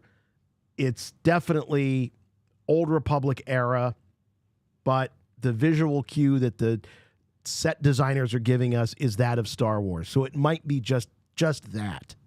Yeah, that's how I look at it too. I'm not drawing any connection between the Empire and the interiors of the supervisor's tower. However, I did say to myself, boy, that sure looks Imperial. Even like above the master control for the supervisor, there's a sort of a lighting fixture that reminds me of something very similar seen above the tractor beam controls on board the Death Star in A New Hope. If you look on the computer itself, you'll notice right above it seems like almost note for note exactly what it looks like above the tractor beam controls from the Death Star 1 when Ben Kenobi goes in there to turn it all off. It's very simple. Exactly. Yeah, the master computer didn't do that. I call it the master computer more than I call it the supervisor, because the supervisor seemed like it was omnipresent. all over the place via those security droids with the single eyes. Right. That was the master computer, the supervisor itself, expanding its presence throughout At Attin. And so when Jod destroys the supervisor, I feel like it could have been totally avoided, because when Jod wanted to have an audience with the supervisor, I believe the supervisor could have like pimped out another security droid, like make a security droid gold with a cape, and then that droid could have identified itself as the supervisor. Ah, okay, Because like a decoy. like I said, the supervisor was omnipresent, and when Farah says, "Boy, it's so strange. It rarely happens. Anyone has an audience with the supervisor." In reality, every breathing moment of their lives was an audience with the supervisor. Right. It really was. Even when It's that Farah was Orwellian taking a society. bath, the supervisor was watching. All right, maybe that's just me. I don't know. Yeah, well, but I mean, so I think that the supervisor, that's a big slip up to actually go and confront the actual master computer running the whole shebang. You know, you should have had another supervisor proxy via a droid, and that would have worked just fine. You're right. There wasn't like any kind of, once you got in there and you had an audience with the supervisor, he didn't have any kind of backup or there was very little in terms of security for him. Other than the few security droids that were stationed within the tower. But once he and there drew were very few. Yeah, and once he got the lightsaber into the eye, they were a toast. Yeah. All of them were toast. That was shut down. Yeah. Shut down. So knowing that vulnerability, the master computer running the supervisor and controlling the whole Megillah there on At Attin should never have been accessible by anyone, especially an off-worlder. Yeah. Yeah. All right. Let's check in with one of our weekly stalwarts here. You know what time it is. It's time for Blake's Take. Oh, Blake. Hey, chut. Chut, buddy. Oh, my gosh. Another Star Wars Disney Plus series How you guys has doing? come and gone. We're doing great. Blake. I love you, buddy. All right, so we've got another Disney Plus series that is wrapped up, and you've been with us just about each and every week. You had some predictions, and I know you had a lot of thoughts. How did this wrap up, and were you satisfied with the ending? Well, I like altogether throughout this entire show, I loved it. We need either a second season or a spin-off or something, because I loved Skeleton Crew. This was really good, and before Skeleton Crew even came out, you guys asked me like if I would like it, and I said as long as it has good kid actors, and it did. It had some really good kid actors. Who was your favorite? Do you have a favorite of the kids? Probably Wim. Yeah. I really liked Wim. I felt like, I don't know, out of all four of them, like I felt the most attached to him in a way. Mm-hmm. Like he was like more I could relate to, I guess, in a way. Yeah. So why do you think? Because we've talked to you about this before. You're going to school. You're around obviously other kids your own age, and it does. And I don't think that you're hanging around the playground or at the drinking fountain talking about Skeleton Crew. Why do you think it is that your fellow preteens aren't grabbing onto this? Why do you think it's not a thing for them? Do you have any insight? Well, bad mainly parenting. 'cause, like everyone thinks. Yeah, I mean, you know, like that's probably a big part. I mean, if your parents don't make you don't show you Star Wars, then like that's some horrible parenting. Like you gotta at least start them off with like Young Jedi Adventures or something. You start somewhere, Like, Right. Yeah. You got it. Say it loud, say it proud, Kid Blake. Kid Blake, who's not aging out as fast as the kids from Skeleton Crew are going to, I predict. Kid Blake is forever a kid, forever young. Blake, have you tried to convert any of your friends? Have you said, "Hey guys, have you watched the Skeleton Crew show?" Or is it something that's and you can tell us, all right? No one's listening. It's just me and Uncle Jimmy. Is it uncool? And then, is it uncool to talk about? You can give it to us straight. I mean, like, I don't really care enough to Good for not you. talk about it. Yeah. Because either than focus that, determines your it's something reality. I like to share it with people. Like, like I have some friends who are obsessed with Marvel, and yeah, I watch Marvel. I like Marvel, but Star Wars is more my pace. I like the lightsabers, the Force, like everything that has to be going on. Like, I like Star Wars. It's more my speed in a way. Yeah. Like, it's Marvel. I love the multiverse stuff in Marvel. They've got it down, in my opinion. But Star Wars is like, they have the multiverse kind of. Well, I guess no, they have time travel. Yeah, it's a little. I guess in a way. They haven't quite committed, but you got the world between worlds. There's some. Yeah. There's some possibilities there, but I like the straightforwardness of the Star Wars universe. Blake, so would you like to see? I guess the answer is probably yes. Would you like to see a season 2? If there was a season 2, where would you like these characters to go? And maybe the answer is not an absolute season 2, but where would you like to see these characters? Your favorite characters, Wim, for example, he's looking up, he's watching the B-Wings, he's watching the X-Wings. Where would you like to see him show up down the line? Okay. So I have a crazy type of, I guess a theory in a way. Well, something I want to happen. In the episode, there's the ship that Leia's in The Force Awakens. Like, near the very end, we see it flying and stuff. I have a feeling Rebel that Blockade Leia Runner, is going to be in it. Yeah. That Leia's going to be in the ship. Luke at this time is training kids. And, well, yeah, I'm pretty sure at this time. And then I feel like she's going to sense that he's Force sensitive because she has the Force. Right.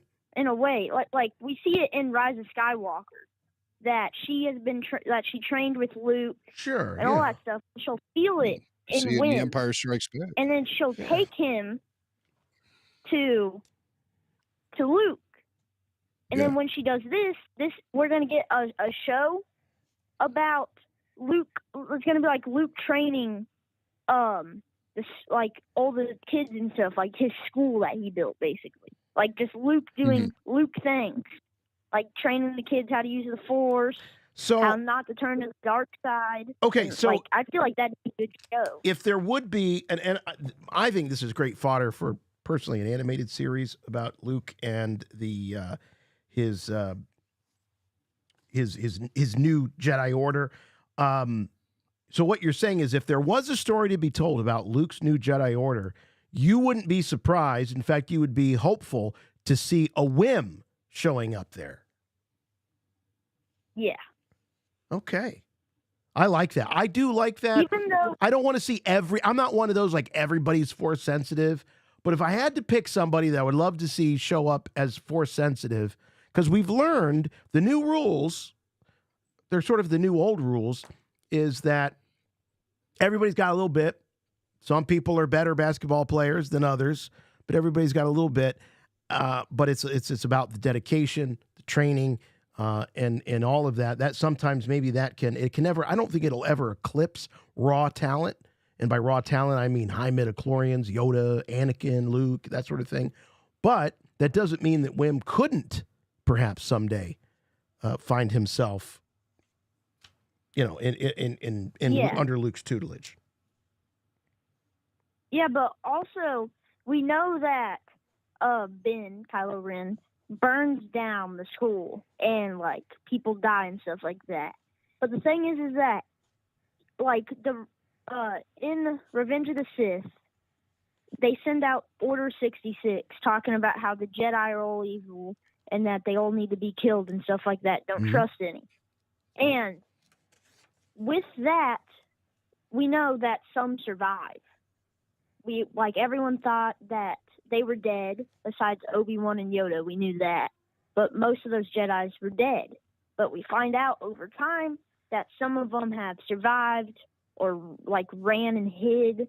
Like Ahsoka, she survived Order 66. There's tons of different Jedi that we've seen survive. And maybe Wim is one of them that can escape the school being burnt down of them all dying. So you're like, wow, maybe he even goes beyond the new Jedi Order from Luke Skywalker. Wow. Okay, so Blake, your the future is bright for Wim in your head canon. It's been really fun for us. It's always great to hear from you, Blake, but it's been really fun for us, particularly with this show, considering your age and the closeness in age with these characters, to hear your perspective. And I tell you what, man, I love the fact that you just don't care what anybody else thinks. You're a Star Wars fan. You don't care whether it's cool or uncool. They can love their Marvel, but you're going to love your Star Wars. And we love you for there it. You go. So say thank you so much, Blake, for being with us. I hope to see you this spring for Andor season 2. Okay, buddy? Oh yeah, I'll be here. All right. I stuck with Andor in the first season, so second season they let up even more. So this is gonna be a blast. I love it. All right, buddy. Take care. We'll talk to you soon. All right. All right. I hope after Andor season 2 wraps up, they make an announcement that there's going to be a new show, Young Andor, and it's going to be all about Andor being a kid and getting in wacky adventures and stuff. Young Andor. Riding the wave of skeleton crew goodwill. They got the young Sheldon. Why not young Andor? Yeah, I like that. They tried, the show about The Rock as a kid. Yeah, let's do that. I was a fan of Little Archie back in the day. And Little Archie. Adventures of Archie, but just little. All right, we got the Barf waiting on hold here. We got the Barf, the Boston area Rebel Force radio fans. There they are. They're trying to yell back there. They're trying to yell, but I think the internet makes them. There they it are. is. Yeah, okay. That's what I demand from my Barf guys. I got the Barf bag right here. Yes, no barf bags needed for this episode. Yeah. Please don't make me have to use it, guys. I'm getting it ready just in case. No. We initiated a new member. David Fieldson is now amongst our Barf loyalists. It's like the seventh Dave to join your group. Is that a prerequisite? Does everybody need to be some version of Dave or David? Yeah, and actually it got a little confusing, so we just figured we'd change everybody's names to Dave. So I'm now Dave from Walpole. Hi, Dave. We got Dave from but Dave's not here because we're Star Wars fans. But yeah, Dave's not here. But mostly we're here because we're fans of you guys and your show. So wow, that's very kind of you to say. Thank you. We love hearing quality program. We're all just Star Wars fans at the end of the day. Me and Jason just happen to bring a bunch of us together. Yeah, well, and it's you guys who've helped form that community. So thank you. So a quick shout out to Jeff Holland for his Q&A this week. I did accept the Melshi challenge and have created a new drink. We all sampled it here. Excellent. Really? It's a purple milk, and we're ready for a new drink going into Andor. The Ruscott Melshi. Just to stop you for a second, Scott St. Louis, I do want to say that our latest Q&A on Patreon at patreon.com/Rebel Force Radio features RFR VIP Jeff Holland. It's called Star Wars, Seattle in Sickness. And the reason sickness is included in the title is because Jeff gets very candid and shares with us his bout with cancer over the last year and his road to recovery And in my opinion, it's a very profound. Why is it the picture of the RPG guys there Oh, on the sorry. website? I just Jason, brought it up on the website here. This must are be a you, little well, that's obviously technical a error. pilot error there. Somebody's fault. Yeah, get that out. But Jeff Holland, it took a lot of courage for him to share his story, and he's very candid about it, and I really appreciate that. And it's generated a lot of interesting buzz on the Patreon page amongst our audience of Star Wars fans that gather there. Quite honestly, the best group of Star Wars fans you'll find on the internet. We're up to 2,000 members over there on RFR on Patreon.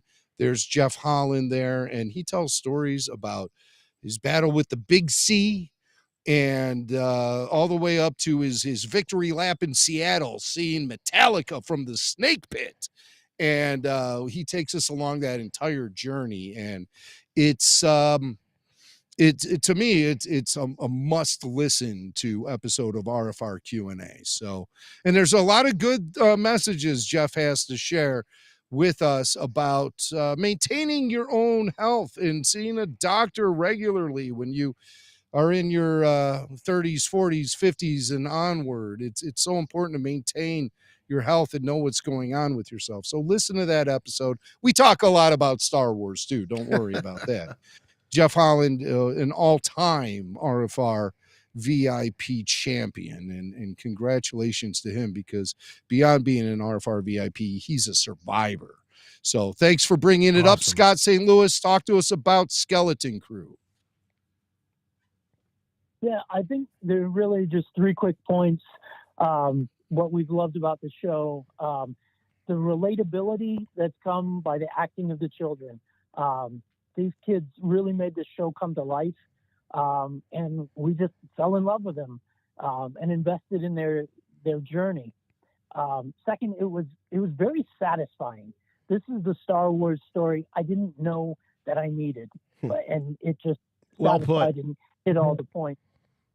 And the last part I just say is, Star Wars is at its best when the whole family can sit down and enjoy it together. It's that connection, and it's helped connect us here in the Barf, and we're just really, really grateful. So thank you, and thank you guys. Awesome. Well, thank you guys for all the support and getting together every week and hanging out and have these little satellite parties are just awesome, and you guys are paving the way for that. So thank you very much. Thanks for the goodie bag, the barf bags, and all the swag. We love it. We love your support. We love you guys. So thanks a lot. It's been a lot of fun. We're going to do it again this spring for Andor Season 2. We'll see you in April. It'll be awesome. All right. Thank you all very much. All right. Let's see. Do we have any more? Oh, my God. We are fresh out of Patreons in the caller queue. So just hold up, guys. There's still more calls to get to, but we got a lot of super chats we want to make sure that we also acknowledge here, starting with Media Rav. Media Rav says, I'm sorry, guys, people will talk this show up, but ultimately it was terrible. Oh, Media Rav, not digging it. It was a slap. What a slap in the face of genuine Star Wars fans yet again. I got to disagree with you there, man. We've been calling it like we've been seeing it since the start of this whole thing, going back to the Clone Wars. So, I gotta say, this has been pretty satisfying ride for me. I've loved it. I think it actually is pretty damn true to the spirit of Star Wars, but your mileage may vary in Media Rav, but I'm digging it. Largely, I think this show is a very quality production. It's very solid, tight storytelling presented to us by true professionals and masters of their craft. However, with what Rav had to say, I think his comments are fueled by a fact that this show is largely a diversion. It's largely a diversion from Star Wars. No wars going on here. Wars is essential. It's an essential ingredient in Star Wars. It's in the damn title, for crying out loud. There needs to be some sort of large-scale galactic conflict fueling the story, featuring a battle against good and evil. And Skeleton Crew didn't really have that. It dealt with some gray areas. Pirates are certainly self-centered. But I mean, their evilness, I feel bad for Glurb because he's not ever gonna have that glow weed plantation. Yeah, I mean, these guys, some of them are just regular people trying to get through in a galaxy that has been corrupted by an evil empire and is oppressed all of the citizens across the galaxy. And we're seeing the fallout of that via the pirates, no question about it. However, I think the thing that frustrates Media Rev is the lack of commitment to the big picture story that fuels Star Wars. And that is a story of galactic conflict. It is a story of, yes, war. Whether or not people at Lucasfilm want to acknowledge that anymore, it's there. And the only reason I say that is because there's an infamous photo of a meeting of High Republic authors that happened during their brainstorming sessions that they had to develop the story. And on their whiteboard that they took a picture of and for some reason shared, it said, not necessarily about war. And that's where I feel like Lucasfilm is missing the mark in this attempt to sort of bastardize Star Wars into some kind of mamby-pamby wussy sort of situation that doesn't acknowledge the war element of Star Wars. Damn it. So in that case, also, I feel like the last 5 years of these streaming series has been a lot of Lucasfilm experimentation. And it's been a lot of fun to soak it up and take in a variety of different Star Wars stories and different ways to approach the Star Wars galaxy that George Lucas established, the famous sandbox you get to play in. But the problem is with these experiments, sooner or later, I think the audience starts to feel like guinea pigs, and we're being experimented on essentially to find out what makes us tick. And that makes me lose confidence in Disney and Lucasfilm. And it gives me the vibe they don't know what to do. So they're trying anything and everything to try to figure it out. And I really want them to find the Jim, sweet spot. is this Lucasfilm's manifestation of the old joke that even a broken clock is right twice a day? Did they stumble on this? Is that what this is? Because I get what you're saying, but this is, or are we just, here's another idea, are we just grading this show on a curve? Ooh, now see, I've heard some fans talk about that. Why is this show getting a pass while other shows get so harshly criticized? Well, I think it all comes down to the quality overall of this show, the tightness of the storytelling, the execution of all of these ideas, and the cast having the ability to present that to us in the audience. The cast really made a difference. The filmmakers really made a difference. And that's the thing that I think separates this from a story like The Acolyte, which was clearly made by a lot of people cutting their teeth on the industry in general. You know, a lot of the creatives on The Acolyte had very slight resumes, let's just say. Right. Guys like John Watts, Chris Ford, and all of the high quality directors, every director that they brought in are high quality, great filmmakers who know what they're doing and have the resumes to back it up.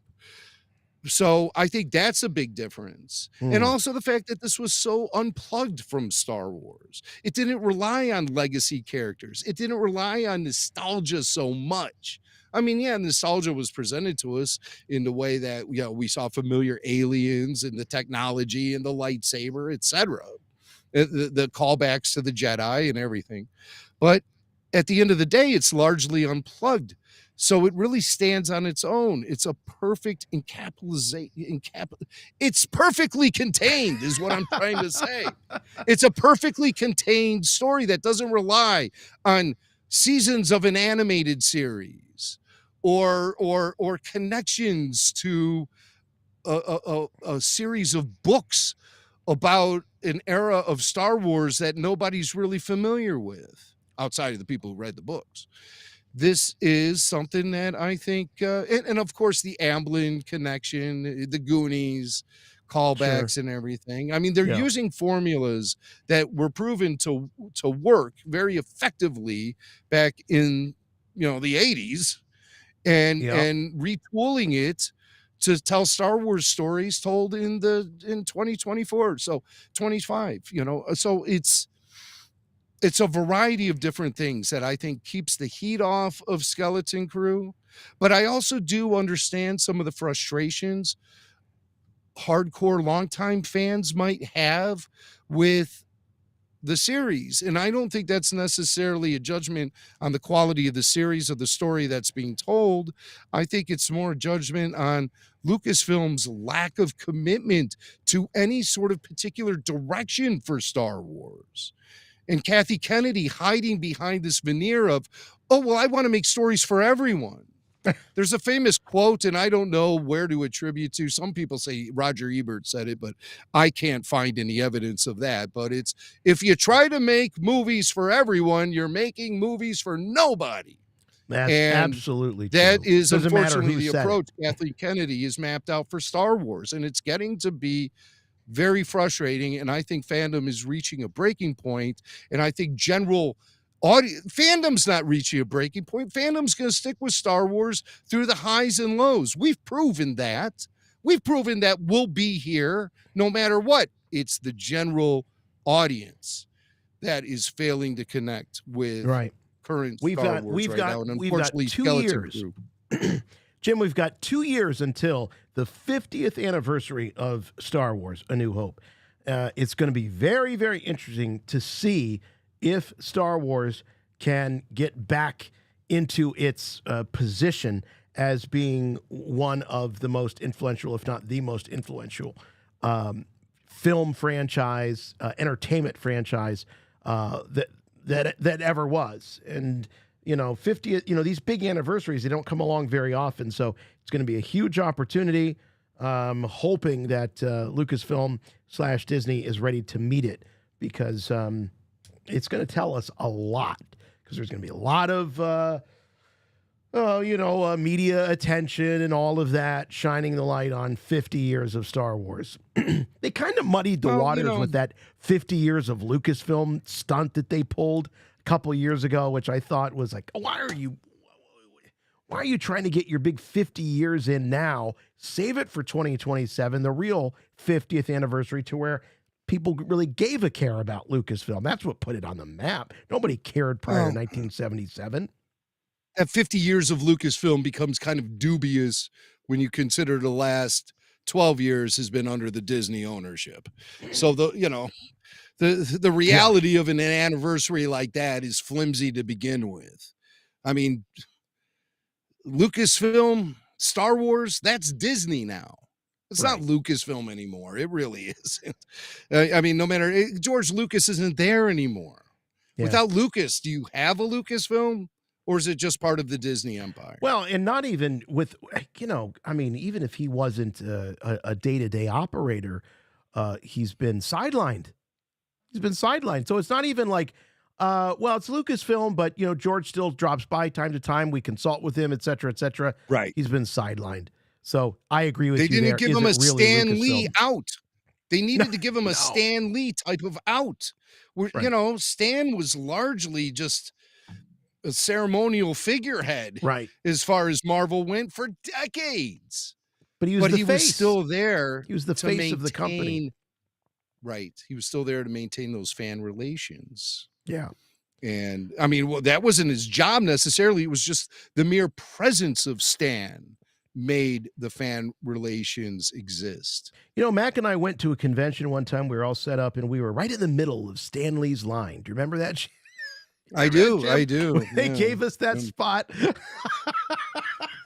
Yeah. We saw the writing on the wall with the old place pretty quickly with that. That whole weekend was something of a And we had fun though. We had fun though. I tell you what. I we had back fun. On that one. We always had fun. Calvin McPherson says, my favorite part of the finale was when John proved that he wasn't using magnets in his gloves. Good show overall, but abrupt ending. RFR number 1. Thank you, Calvin. I did like the fact that John proved that he wasn't just using magnetics or whatever. I didn't really feel that the ending was abrupt. I didn't feel that way at all. I felt really complete, I guess, or fulfilled when Wim was looking up at the X-Wings and the B-Wings and sort of seeing his future. I love that. And I also loved, the illustrations that went through the credits. And then, you could kind of maybe, I don't know, Jim, if you kind of thought this at all, but when they were flipping through these illustrations, and some of these are depictions of what Wim was flipping through on that reader of his, and the final one is of the skeleton crew, and then it resolves into the tablet with the skeleton crew logo. Was this all just a story?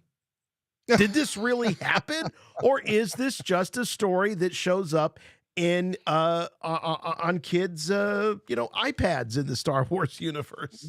Well, interesting. Well, At Attin certainly was only recognizable to the outside galaxy, at least the pirates on Borga, as being a fictional place, a place only heard about in fairy tales and myth.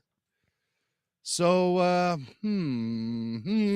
Swank, how dare you present us with such a conundrum? No, I think that was just, the inclusion of the kids for the final graphic of those credits there. Yeah, that's a nice touch. I think they're standing on top of the starship, the Onyx Cinder right there. I think I recognize the engine there and the 4 of them standing there. Does that mean they're well? It's all a story. I mean, really, right? Yeah, it's all a story. Yeah. Look at the credits being presented for our benefit as an audience, subscribers of Disney Plus, more than its implications on the Star Wars universe. But that's a funny thing you bring. I didn't see that coming, and also until now, I didn't notice that the last image was actually the kids. I think that's a good observation on your part. I was just sort of grooving to the music and to the cool visuals and everything. And if I can take something back, from an earlier review, was my harsh criticism of the soundtrack from Michael Giacchino. I said I to go back to my notes here. I mean, let me scroll back. Episode 2 it was. I have in my notes. I don't really dig the soundtrack music. Sounds like a music box and whimsical. Really light. No balls. And I'm pretty sure that's exactly what I said on the show. No balls.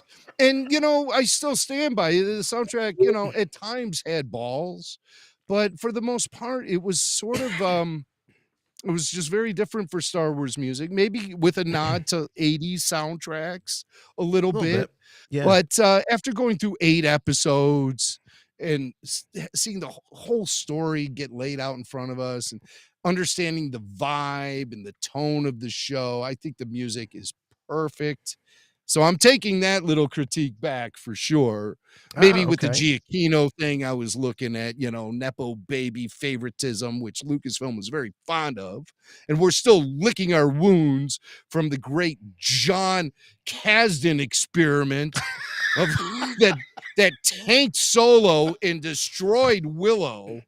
If Lucasfilm ever hires John Kasdan again, look out. Just put on your hard hats and duck for cover. But, that's no knock on John. I'm sure he's a wonderful human being trying his hardest, but he just doesn't work with Lucasfilm Productions. Solo was a train wreck and Willow was one of the worst TV shows I ever saw. But I mean, you can't blame John Kasdan for the terrible acting in Willow. You can't blame John Kasdan for 5'6" for a 5'6" replacement for 6'2" Harrison Ford.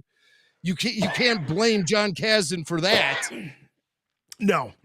All right, enough. Matt chiming in here. Old Man in the Mountini was the Twilight Zone episode I was referring to last week. Happy to be prophet on that one. Tanya S. said it with me. Week 1, RFR number 1. Minock Matt, you're going to have to let us know or refresh our memory about your prophesizing with the old Twilight Zone episode. It was about the computer, the jealous computer. But I think that's a different Twilight Zone episode. So, I mean, my Twilight Zone is spotty. I've seen every episode. There's no question I've seen every episode of Twilight Zone, some of them multiple times, but I'm not a super fan. I do have a Twilight Zone book, though, the Twilight Zone Compendium. Wow. And I've referenced it many times over the years. No, you're a fan. If you have a compendium of something, you're a fan. There's no... I bought it like 35 years ago or something. I've had it for a long time. John says, I love this show. Been listening to the podcast for a very long time. Just want to hear your guys' thoughts on where you think this show is headed or if there's going to be a second season. We'll probably talk more about this on the weekly podcast this week, Rebel Force Radio, but we do have some insider information that indicates that this looks like a one and done. This looks like a one season and out. I think that Acolyte sort of poisoned the waters going into this one a bit. And, honestly, prior to Acolyte, I don't think Ahsoka did Acolyte any great favors, despite the fact that it was helmed by Filoni and despite the fact that it was, had the very capable Rosario Dawson as a very beloved character. I don't think that show delivered to fans, quite honestly. That's that season. So these shows have had kind of an incremental downturn in terms of viewership and whatnot. So Skeleton Crew started out underground. They had to really rise up to even be at ground level in terms of viewership for what they were expecting. So it was a huge hill to climb. I don't think they made it, and I don't think we're going to see a season 2. Unfortunately, that just because of the way streaming works. But that doesn't necessarily mean the story is over, because Star Wars certainly is going to be ongoing. And we've seen time and time again characters cross over from one show to another. And I think the trend, at least it's a great tool to have. You have these young actors who have proven themselves to be totally capable. And if they continue to maintain a career as actors, because as we know, not all kid actors continue to act into adulthood. And some of them, they see their careers getting derailed by a variety of different situations and at times substances. Last thing in the world I wish on these great kids from Skeleton Crew, but that's just kind of the nature of the beast, and we all know that. Okay. So it's hard to predict a future for kid actors and for how they're going to develop as people, even. But what we're getting here with this show are kids captured at a moment in their youth as they're growing up. And I mean, really, I don't think it can be even replicated in a season 2. If we see a season 2, it'll probably take 3 years before it even gets put in front of us. 2 or 3 years. And we already know the kids have advanced 2 years in age since Skeleton Crew was shot. So it's a long shot at best. They're firmly in the Star Wars universe. They're firmly in the Favreau universe. And we know that John is going to continue making Star Wars, hopefully for a long time. We don't know what's on the horizon for Jon Favreau after The Mandalorian and Grogu, but he doesn't or hasn't shown any signs of slowing down his contributions to Star Wars. And Dave Filoni also there too, working alongside Favreau, is going to maintain this particular era of Star Wars storytelling. They've kind of landed on a sweet spot, I believe. And they're going, unless Lucasfilm shifts and tries to make everything about Daisy Ridley and Rey and build on the stories into the future following the sequel trilogy. That's also a very likely possibility. From what we understand, there's 2 Rey films in development, and I think Lucasfilm should exploit the actors while they're still in their prime. I think that's a big mistake George Lucas made by putting the entire franchise on ice and letting all the characters age out, all the actors age out, and not really keeping his eyes on the prize. You know, George essentially retired for 10 years and then came back with the prequels. So there was no chance of him ever bringing those original actors back. And I think his approach was rather flawed and wishy-washy when it came to that. And so I'd like to see Lucasfilm take advantage of some of these actors while they're still in their prime. And when you look at the kids of the Skeleton Crew, if they maintain their careers, these guys, we could be seeing the adventures of these kids for the next 20 years. Yeah. Incorporated into other Star Wars productions, of course. Right. So, right. I mean, like we know Blake's Filoni idea. wants, yeah.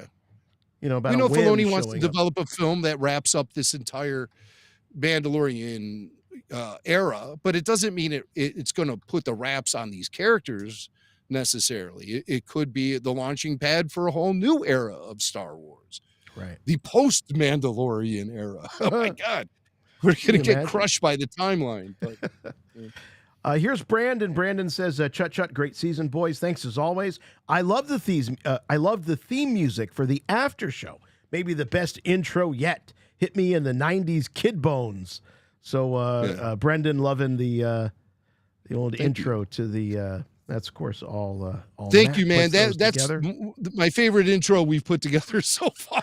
Is the Skeleton Crew, and unfortunately, it's gonna be one season and done. It looks like, but I thought, yes, thank you.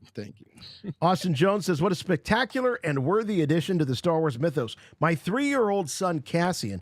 By the way, that's a cool ass Star Wars name for a kid. I like that. Cassian was glued to the screen for every moment. Nothing better than sharing Star Wars with the fam. Praying for a season 2. Well, Austin, keep praying. I'll just say that. Keep praying. But very cool that your 3-year-old was, there was enough eye candy. I remember what it was like having a 3-year-old. You got to have a lot of eye candy on the screen. Glad that there was enough that kept old Cassian's attention glued there. So, wow, at age 3, that's pretty impressive. But I'll tell you, in my family, once we finally got caught up with it, once I finally got everyone on board, I'll tell you, Wendy Snyder was at the edge of her seat during that season finale last night or 2 nights ago or whatever it was. Oh, yeah, she was fully invested in it. And I mean, seriously, sitting up, leaning forward. That's something I haven't seen from a family member for a while. Well, the mom, it was probably triggering some mom feelings, in Wendy, mom of 2 boys. I'm sure it's like she wants those kids to be safe. She wants them to be okay.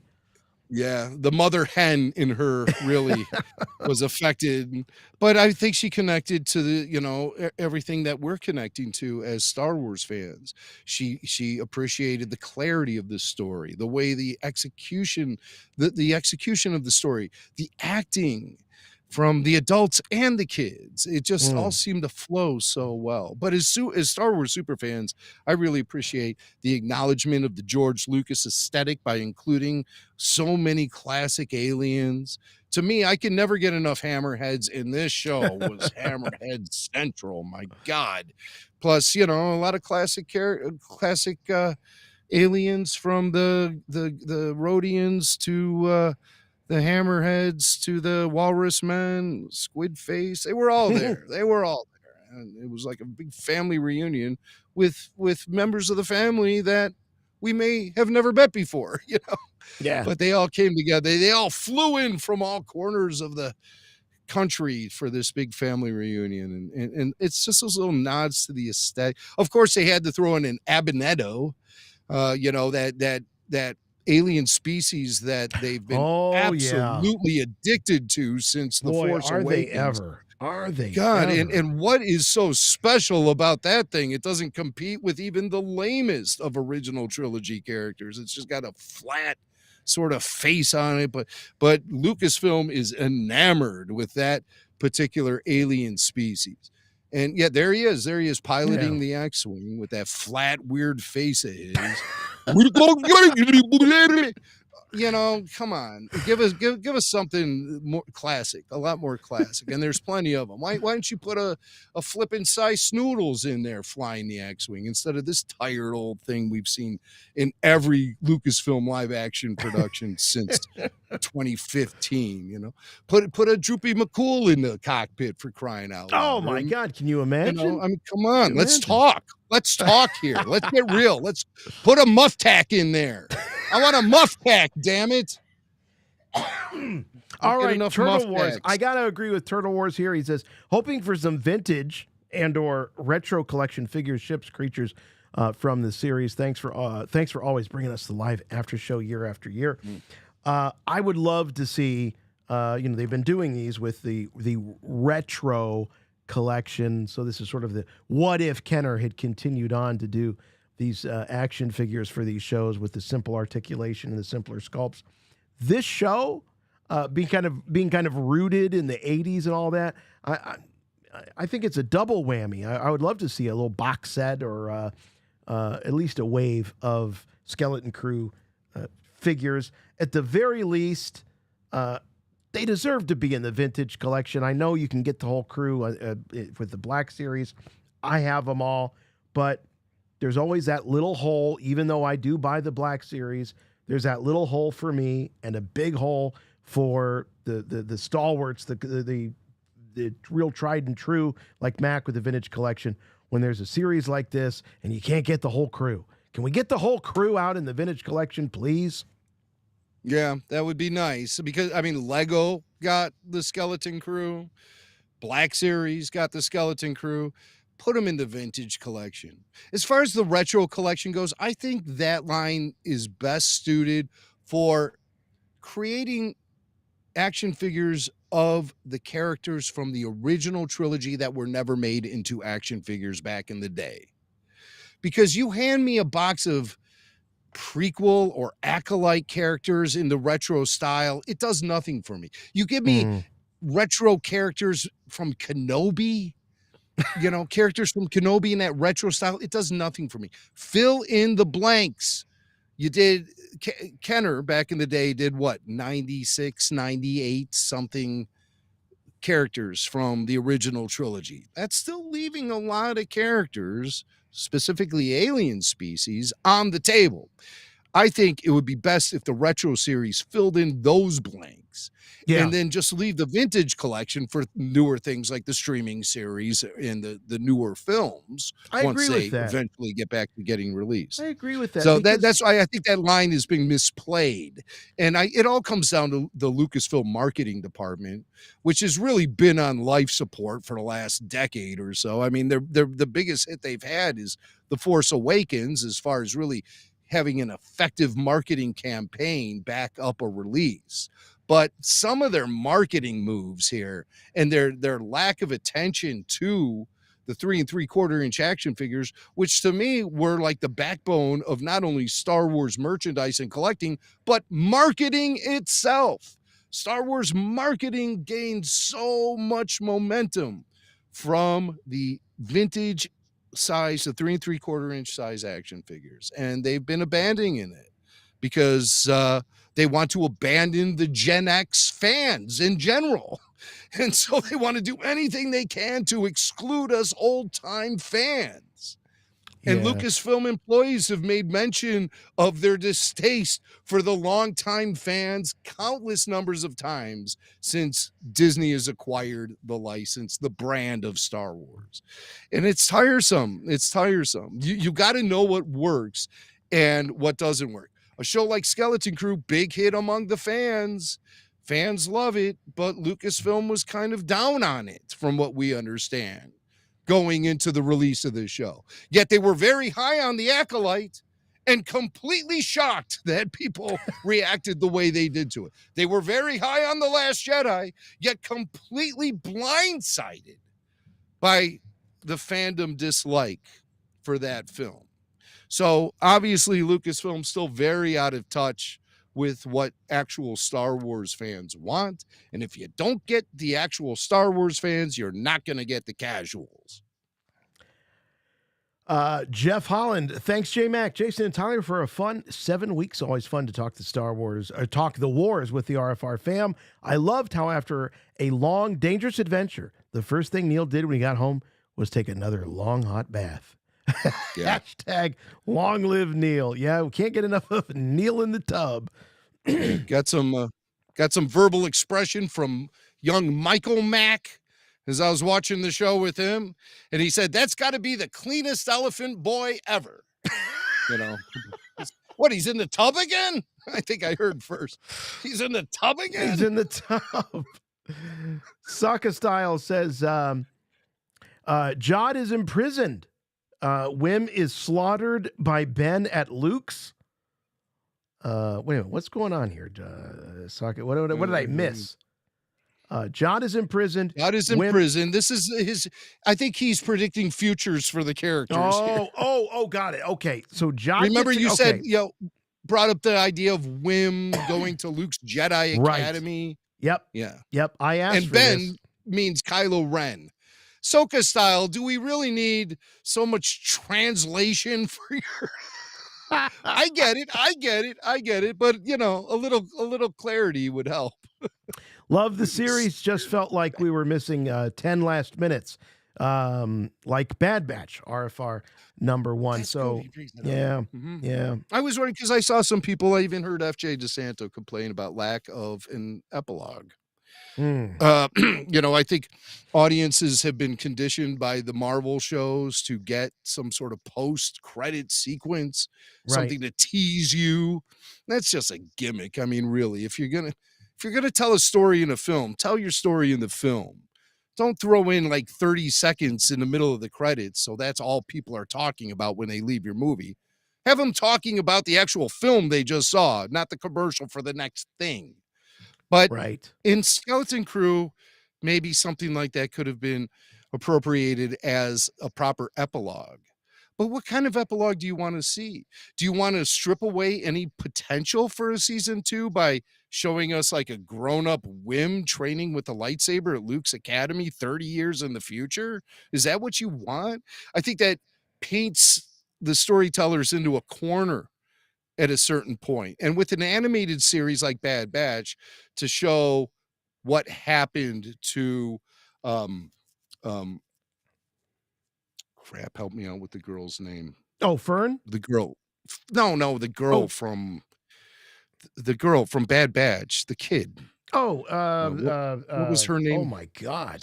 See, we already forgot. Look what you're doing to us, Lucasfilm, by dumping all these stories on us in a single year. We can't even remember the name of Omega. Good Lord. Boy, that was like pulling a tooth out. Jeez. That was 2 series ago. Yeah. That was 2 series ago. Ask me the name of Mother Anastasia 3 weeks from now, and I'll just be like, what? But I think I'll remember the Skeleton Crew. But what I'm saying though is that for an animated character like Omega to show an epilogue that shows where she ended up, I think that benefited the series. But Skeleton Crew, I think the future for the show itself is there's still potential for more stories with these kids. And to paint to put them in such a immovable position by explaining their future before their future is properly explained, I think creates a lot of it strips the potential away for future seasons or future stories with these characters. Dominique says Skeleton Crew finale pulled a KB. It stuck the landing. Yeah, I think so too. I think that it was a fitting and satisfying end. Eric from Phoenix says, can't make the stream tonight. Overall, I really liked the series. Would like more closure at the end, but now I have more wiggle room if a season 2 happens. B-Wings doing something in live action. Yes. Yeah, we love the B-Wings.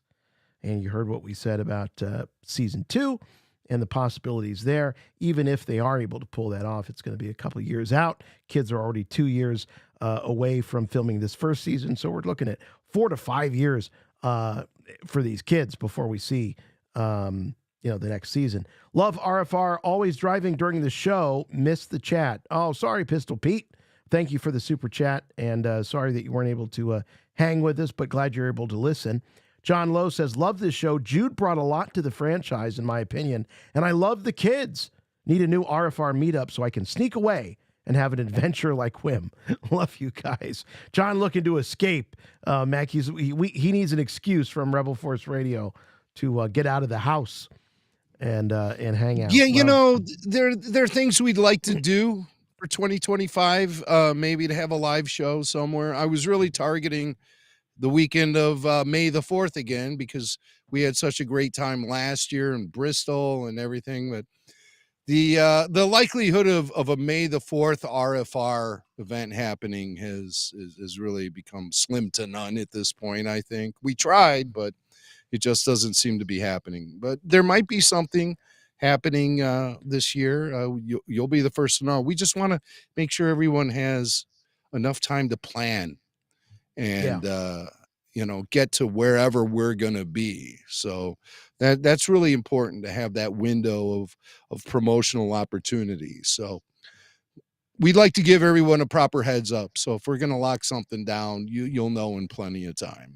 and you can escape from what's he trying to escape from is I think just, probably just life lady. in general.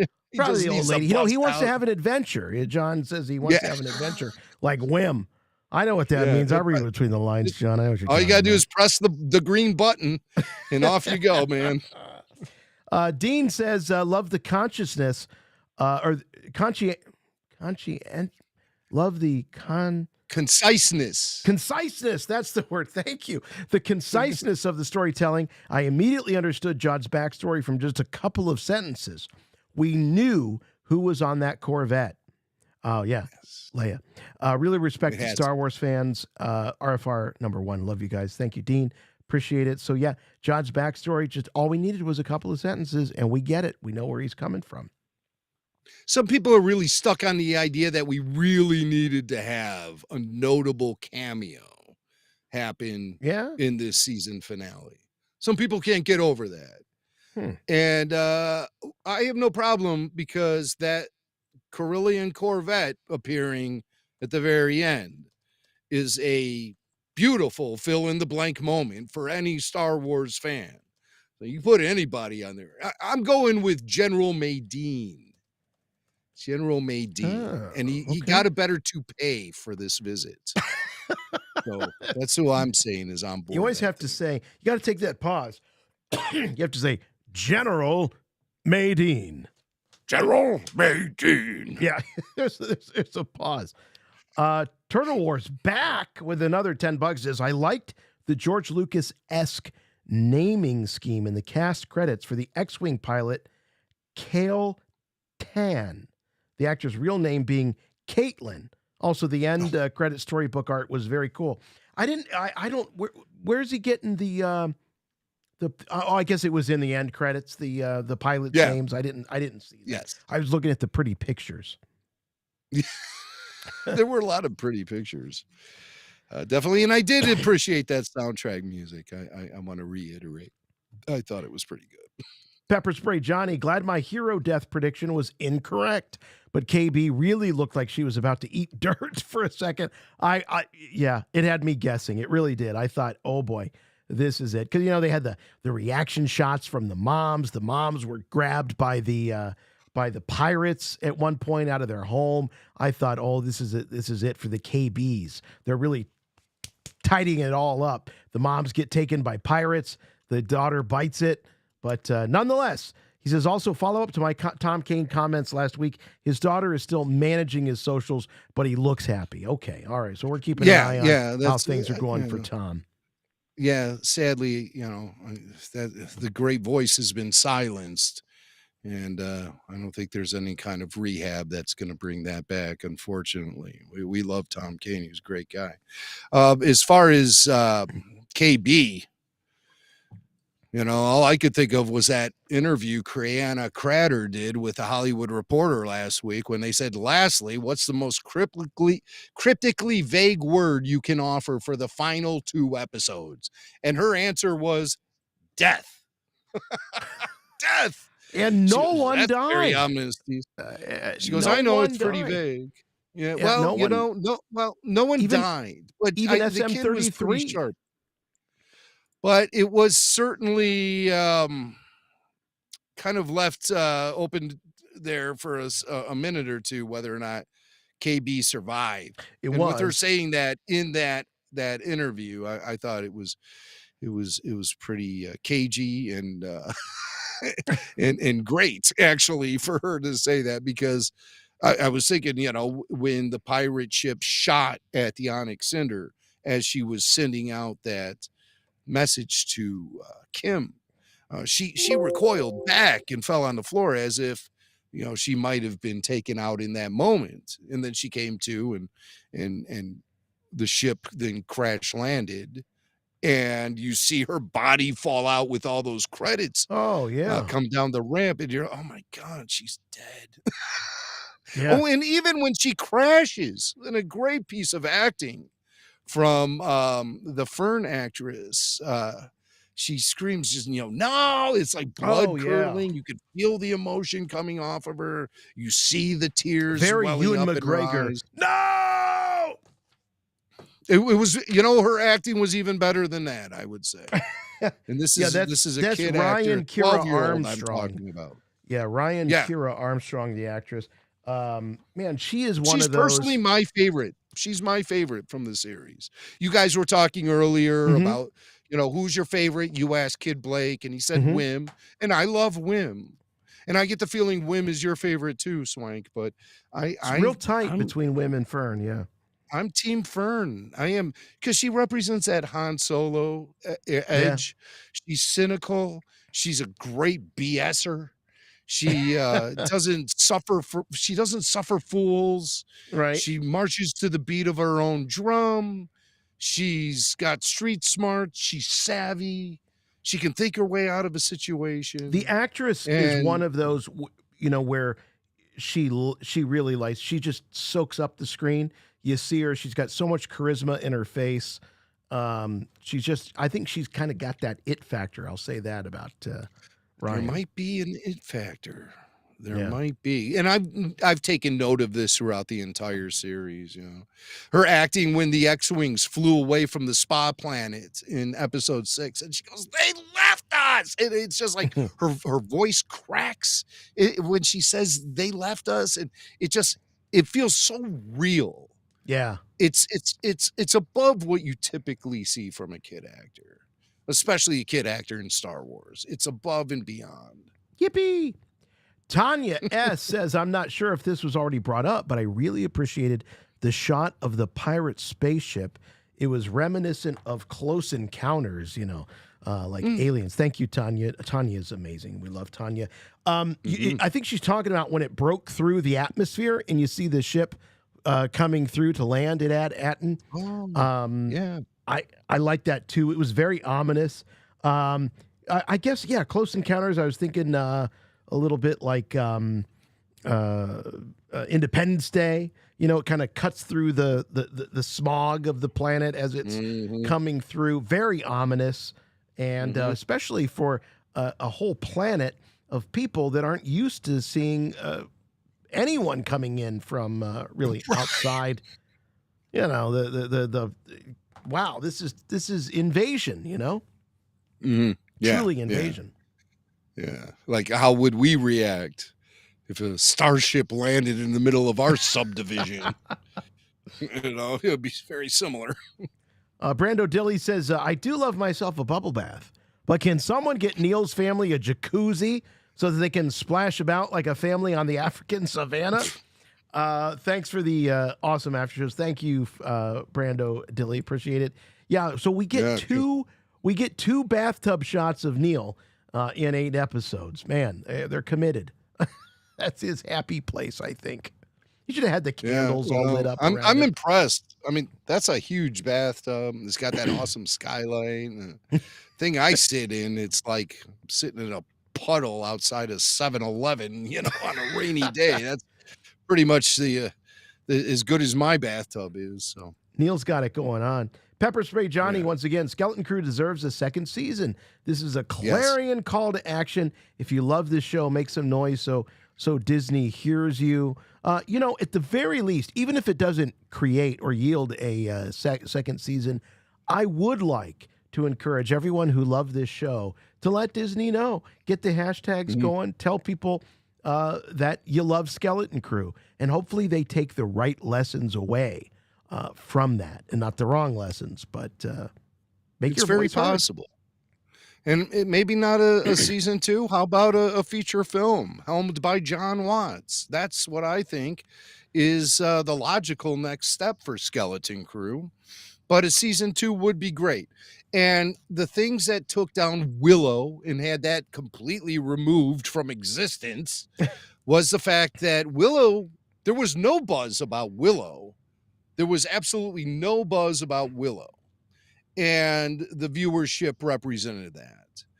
Acolyte, there was some, better viewership than Willow or even Skeleton Crew, but the buzz and PR surrounding Acolyte generated a lot of angst and hate and bad PR for Disney. It just did. Whether or not it was right or wrong, that's irrelevant. It happened, okay? Did you see these kids making the rounds at all? I mean, Jude hit some talk shows, but tiny bit. Were the kids out there? Well, Kriana Cratter, I mean, like I said, she did that interview with Hollywood Reporter. Okay. But it was much more it was just kind of specific. And also they are kids. So how much of a media tour can you really put them on when they have to balance their school schedules and everything else? I mean, I've seen kids. They still have to be kids out there. I mean, the Stranger Things kids have certainly made the rounds over the years. I think that they missed it. I really do. I think that if they'd have gotten the kids, the 4 of them together, on a Jimmy Fallon, on a Jimmy Kimmel or something, that might have helped. I mean, Jude's great. Don't get me wrong, but I haven't seen the kids in that environment, so I can't say. But I mean, people love kids, and I think it probably would have helped.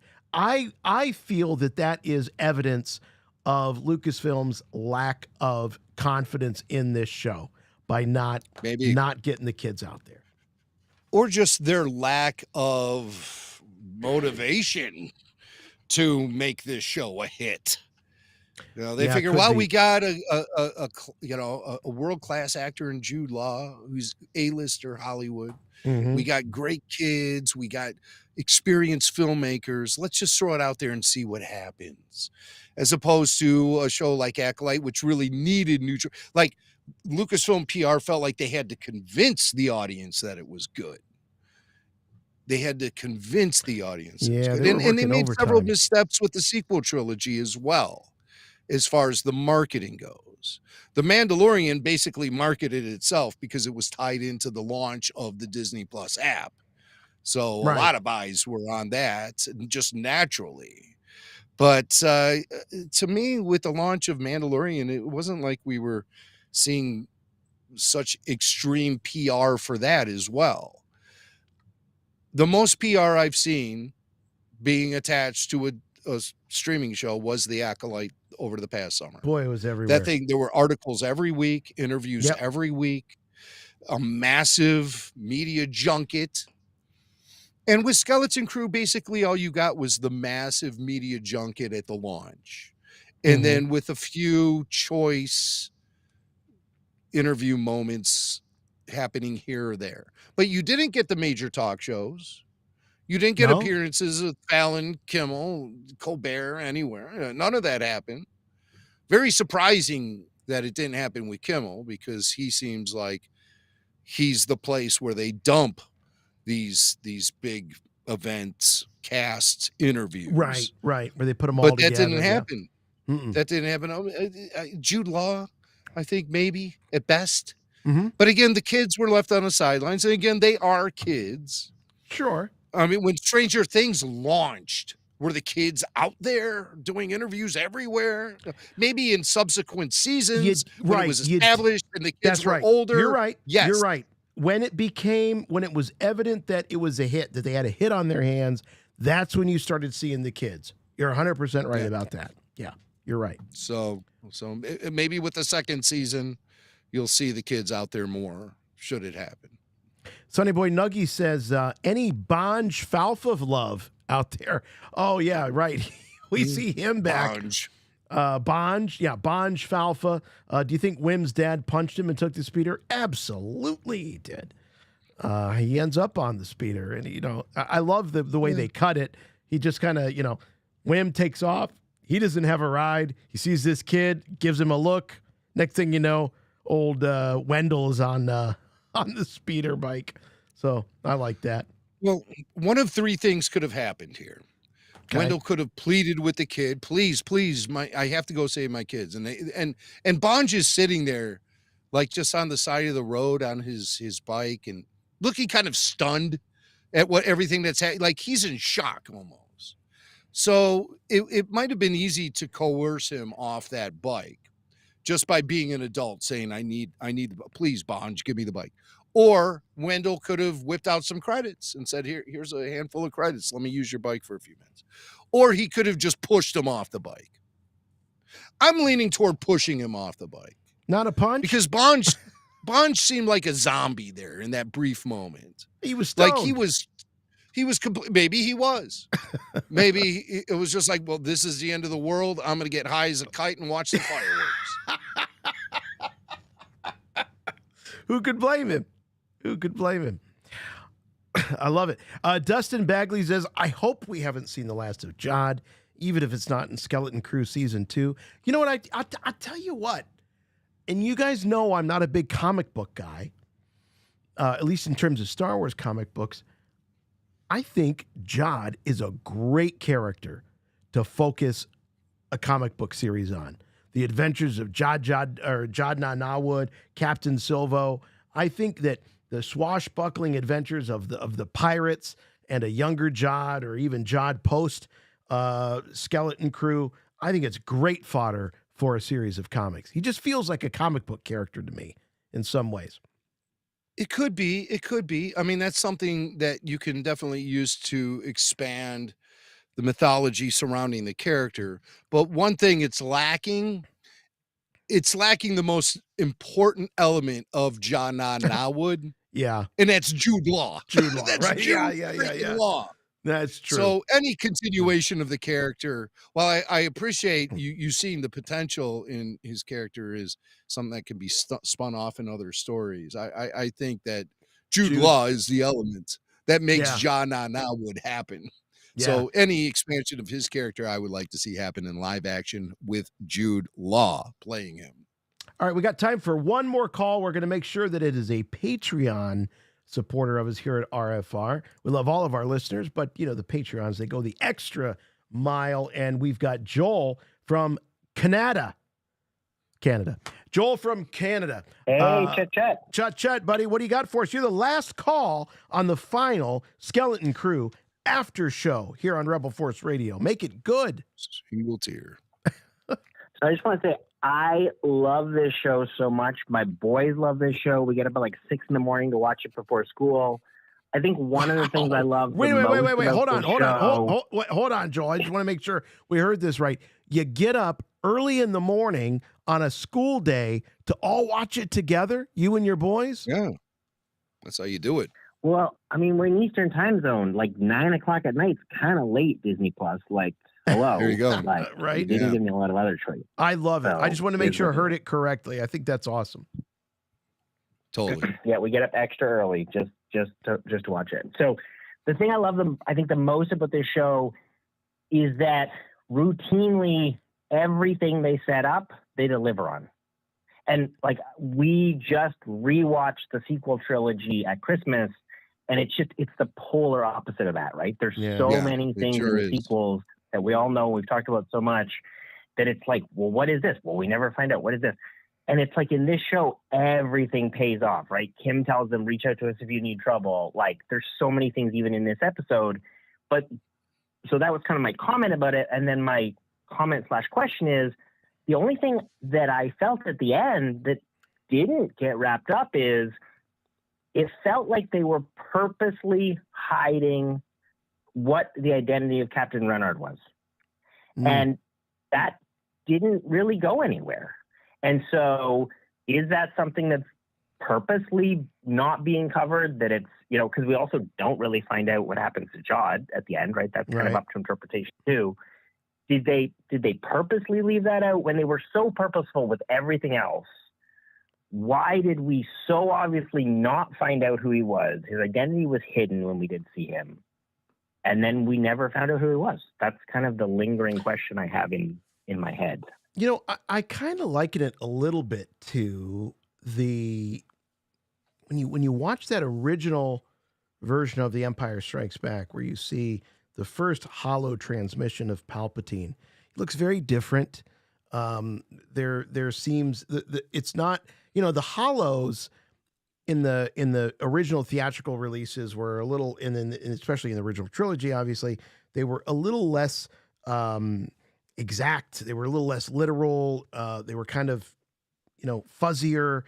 And so I kind of likened it to that necessarily, or kind of likened it to that, where they were sort of obscuring on purpose the way the character looked. You know, maybe it was to give them more flexibility when they do eventually unveil the character. Because I think when I saw that holo, and we tried to freeze frame it, and I tried all kinds of things to try to get a sense of what the character was. Eventually, I just kind of realized it wasn't important. It's not important until it becomes important. I don't think that it is someone that we're familiar with. Maybe it's a species that we're familiar with. It could be a weak way. We see a lot of weak way pirates, but at the end of the day, I don't know that Renard is the thing we should walk away with. Really harping on or thinking about beyond. It's a myth. It's a story that turned out to have its roots in reality. We see that with the treasure, and we see it with At Attin. But beyond that, I think this is kind of the end of the Captain Renard mystery. Yeah, I think we learned everything about the character we needed to know. And shouldn't, it's all right there. It's very surface level stuff. Everything SM33 said about Captain Renard is true. The only thing that SM33 was covering up was the location of At Attin. But all the information he said about how the crew got frustrated with him, his concubine stabbed him, and Renard set the ship to crash land on At Attin, killing all the crew, giving Renard the last laugh. That's all the character. That's all part of the character. And Renard killed his crew because they saw the coordinates to At Attin, which is something he was trying to hide from them. So he's a famous pirate. He became something of a legend to the other pirates. And we actually got to hear him talk a little bit via that hologram.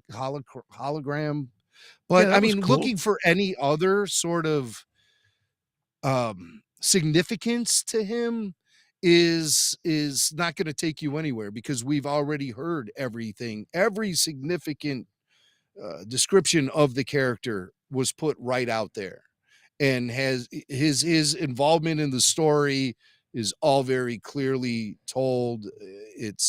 There's really nothing left to it. And I think that there's just, we've learned everything we need. He was the most infamous pirate in the galaxy, and then his ship just disappeared, and that was a mystery, and nobody knows why. Now we know why. Now we know why via SM33 and everything else, but that's about it. I think he tricked the systems at At Attin in a very similar way to how Jod was able to trick them by posing as an emissary from the Republic, etc. And then he just had this constant source of cash for the rest of his existence until his crew turned on him. And that's really all you need to know. What else? Let me ask you, what are you looking for Tack Rennet? What explanation are you looking for? What do you think that they could have done with the character that they didn't do? I wouldn't say it's so much that I was looking for something. And honestly, up until now, I just assumed it would turn into something just because they were doing everything. I know there's a lot of talk on after shows and online and stuff around, well, is he going to be up in that tower, right? Is he going to be like, it was kind of a, why aren't we seeing him? And it did add a lot to the mystery. So I appreciate that they did it. I'm not, because I'm not upset that it ended the way it did. It just stuck out to me as kind of the only thing that felt like it was being something dangled in front of us. But then there wasn't kind of an explanation for when they were so perfect with everything. Right. I don't have an issue with that. It just stands out because everything else was so purposely checked off the list again and again and again. Yeah, I said that at the top of the show, that the one thing I'd have liked to have seen is some sort of on-screen or, in the story, connection between Rennet and the Supervisor. I would have liked to have seen how that went down, but I think at the end of the day, it just didn't go down the way I thought it did. There was no collusion between the two. I think Mac is absolutely right that Jod is sort of Jod replicated to some degree what Rennet was able to accomplish in his day. Jod is sort of he's the modern Rennet. He nearly got away with it. He didn't at the end of the day, but I don't think there's more to it than that. But maybe this could be shown in other media, and we could see the legend of Captain Rennet as a limited Marvel series or something like that. You never know where it could show up. But I think at the end of the day, like Max said, we learned all we needed to for the utility of this story about Tack Rennet. But Joel, great call and great conversation with you. What, Jim? Well, I just feel like that Jod took it one step too far.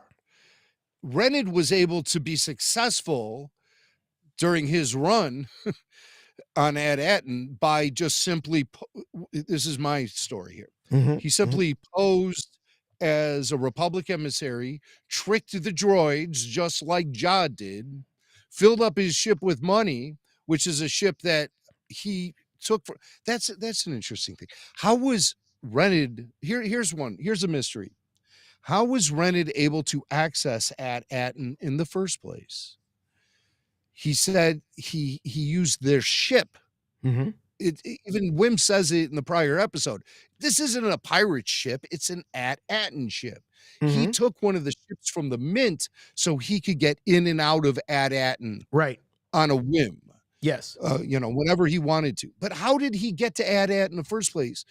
The only thing I could think of is that as a pirate, he came across the Mint ship and plundered it, took control of the ship. And where'd you come from? Yeah. Yes.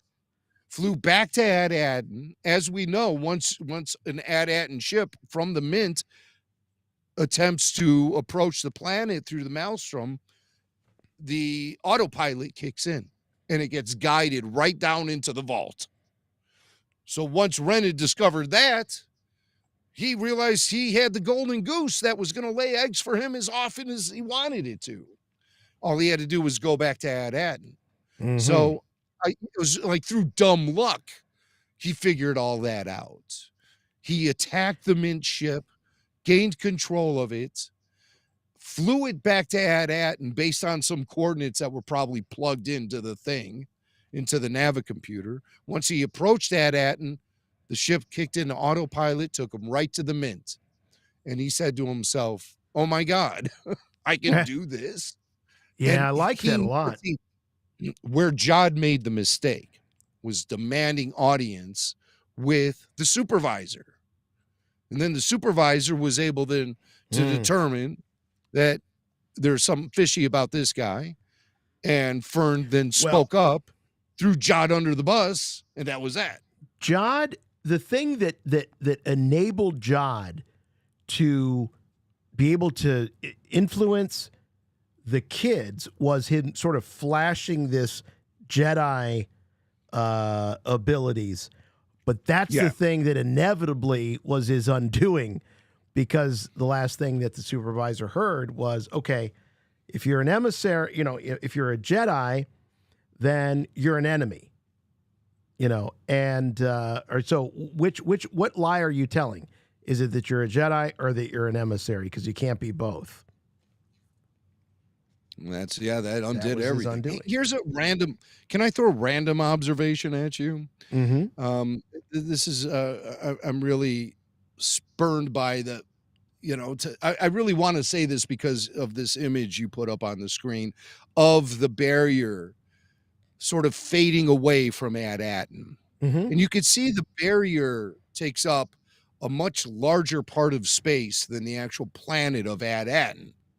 It's really, Yeah, you're right. It's like, what would That's you like? At Attin right there in the middle. Yeah. Look at that.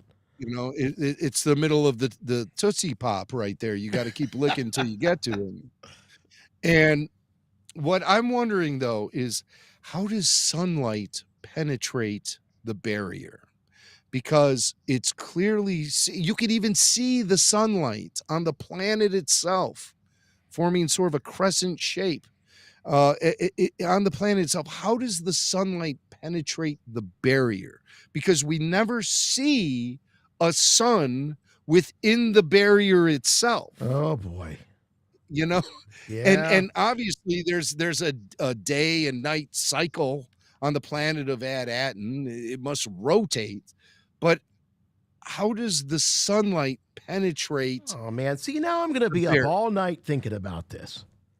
Oh, I went back through several episodes just trying to see the sun. Yeah. And you do see sunlight within the barrier itself. You see some, but you never actually see the source. You never see the sun itself. So I was thinking, well, maybe it's like some artificial thing. Yeah, that's what Isaac is saying. Yeah. Right when I say it, it pops up on the screen. But obviously it's artificial, but we never actually see it. Yeah. So, Jeff says how it's does like the life Truman Show, Jim? He's like, if it is artificial, then once they remove the barrier, why doesn't all life on At Attin cease to exist? Without the lack of, it must have a total lack of sunlight. All the events in the finale happen during nighttime, at least the big, the action sequences. So we don't actually see anything happening during the daytime, but that's a great something question. that could drive me nuts. And and if it is artificial, then wouldn't that really affect the entire ecosystem of the planet? Yeah, you wouldn't be growing crops. The barrier gets right? removed. If there are any crops, I don't know. We see just a speck, I think, in terms of the entire planet. Great questions. Yeah.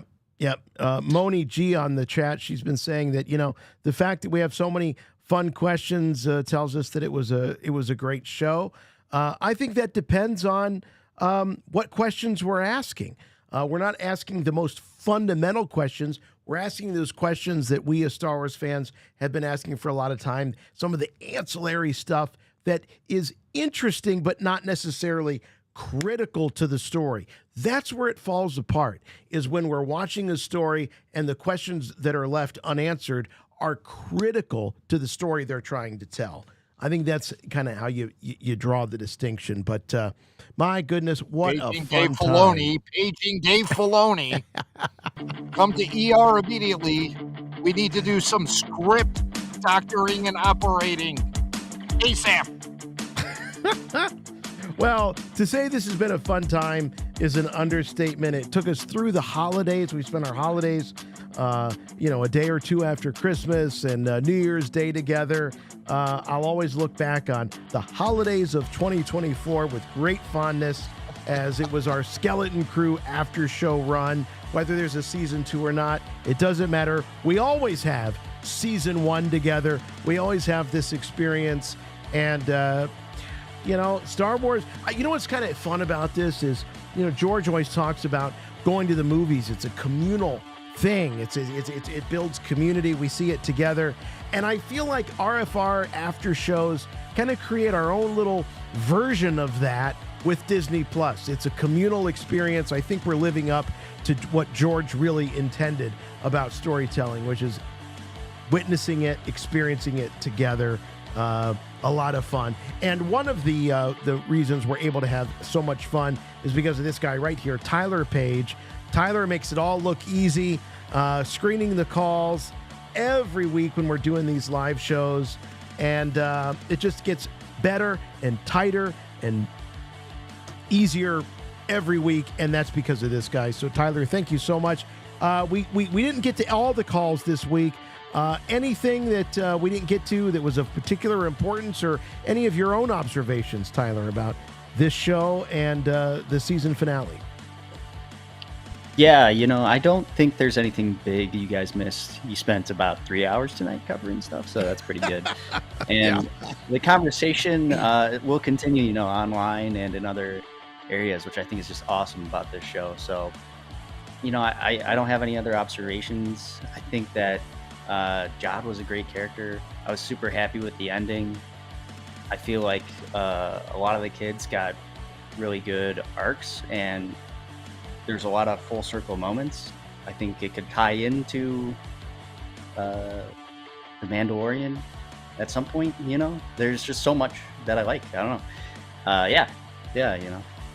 Sorry guys, I feel let down, but at the same time, like, when the show wraps it up so perfectly, like, there's hard to make any complaints. Yeah, no, this one was, this did wrap up with a nice little bow. Little things, here or there potentially, but at the end of the day, yes. When did we start worrying about suns? Like, the only suns I cared about in Star Wars were on Tatooine. Well, Mac brought it up, and now I can't stop thinking about it. Where's the goddamn light coming from on this planet? It was a great show until about 3 minutes ago.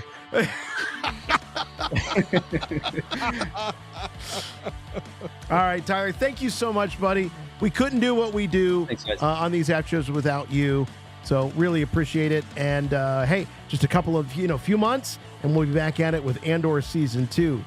Can't wait. Right on. And don't worry, we'll do a couple of live shows in between. We'll do that. That's why you got to be a Patreon, because most of the time we do the live Rebel Force Radio weekly podcasts, especially for the Patreon supporters. So look for that, and it's another reason to hang out with us on Patreon. So all that's left in this big run of Rebel Force Radio after shows for the Skeleton Crew is Jimmy Mac's final thoughts. Oh my God. I'm going to try to keep this as brief as possible. Let's just start off with some random observations I made. It was great to see the Hammerhead Mrs. Ick return, Wim's neighbor, seen in the first episode. She's back with her frog dog, and this time the frog dog had a dedicated close-up. Bravo, Lucasfilm, bravo!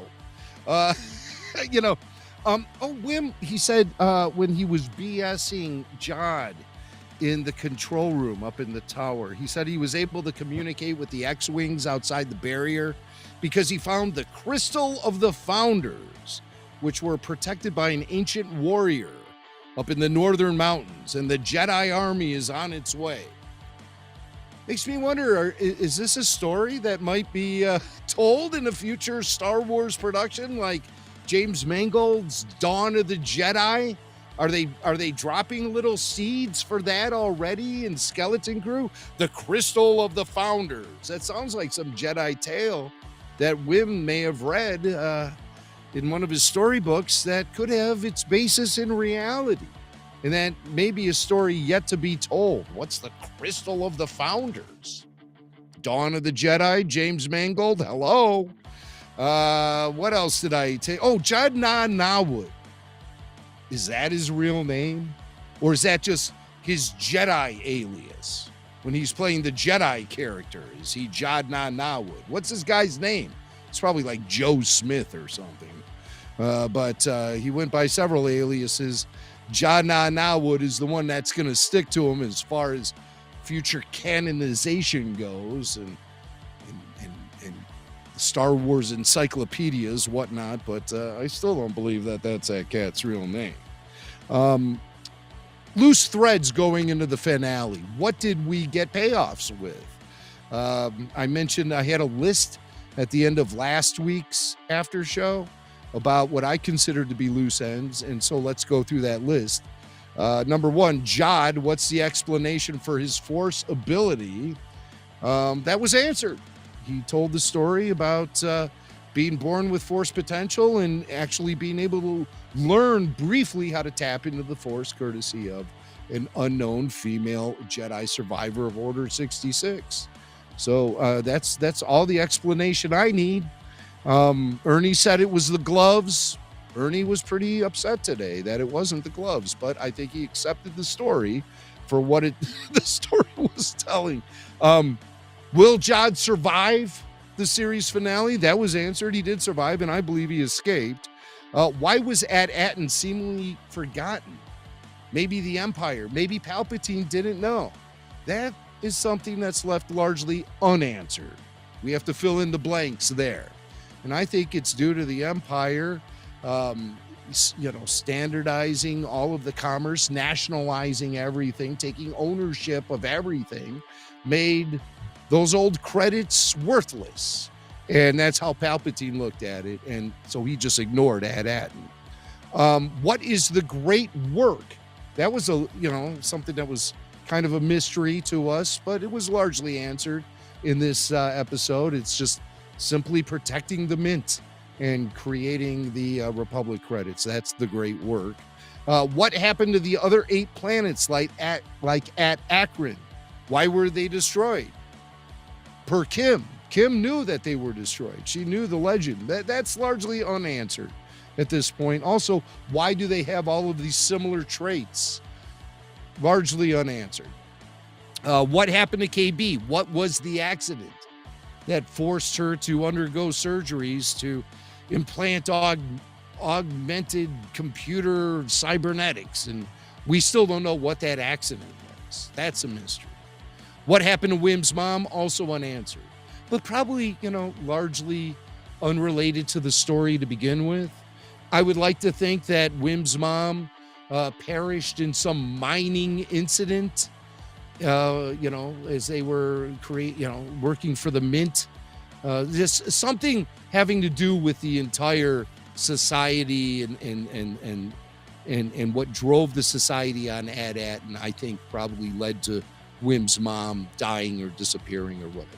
Who is the supervisor? That's a question we had going into the finale. Clearly answered.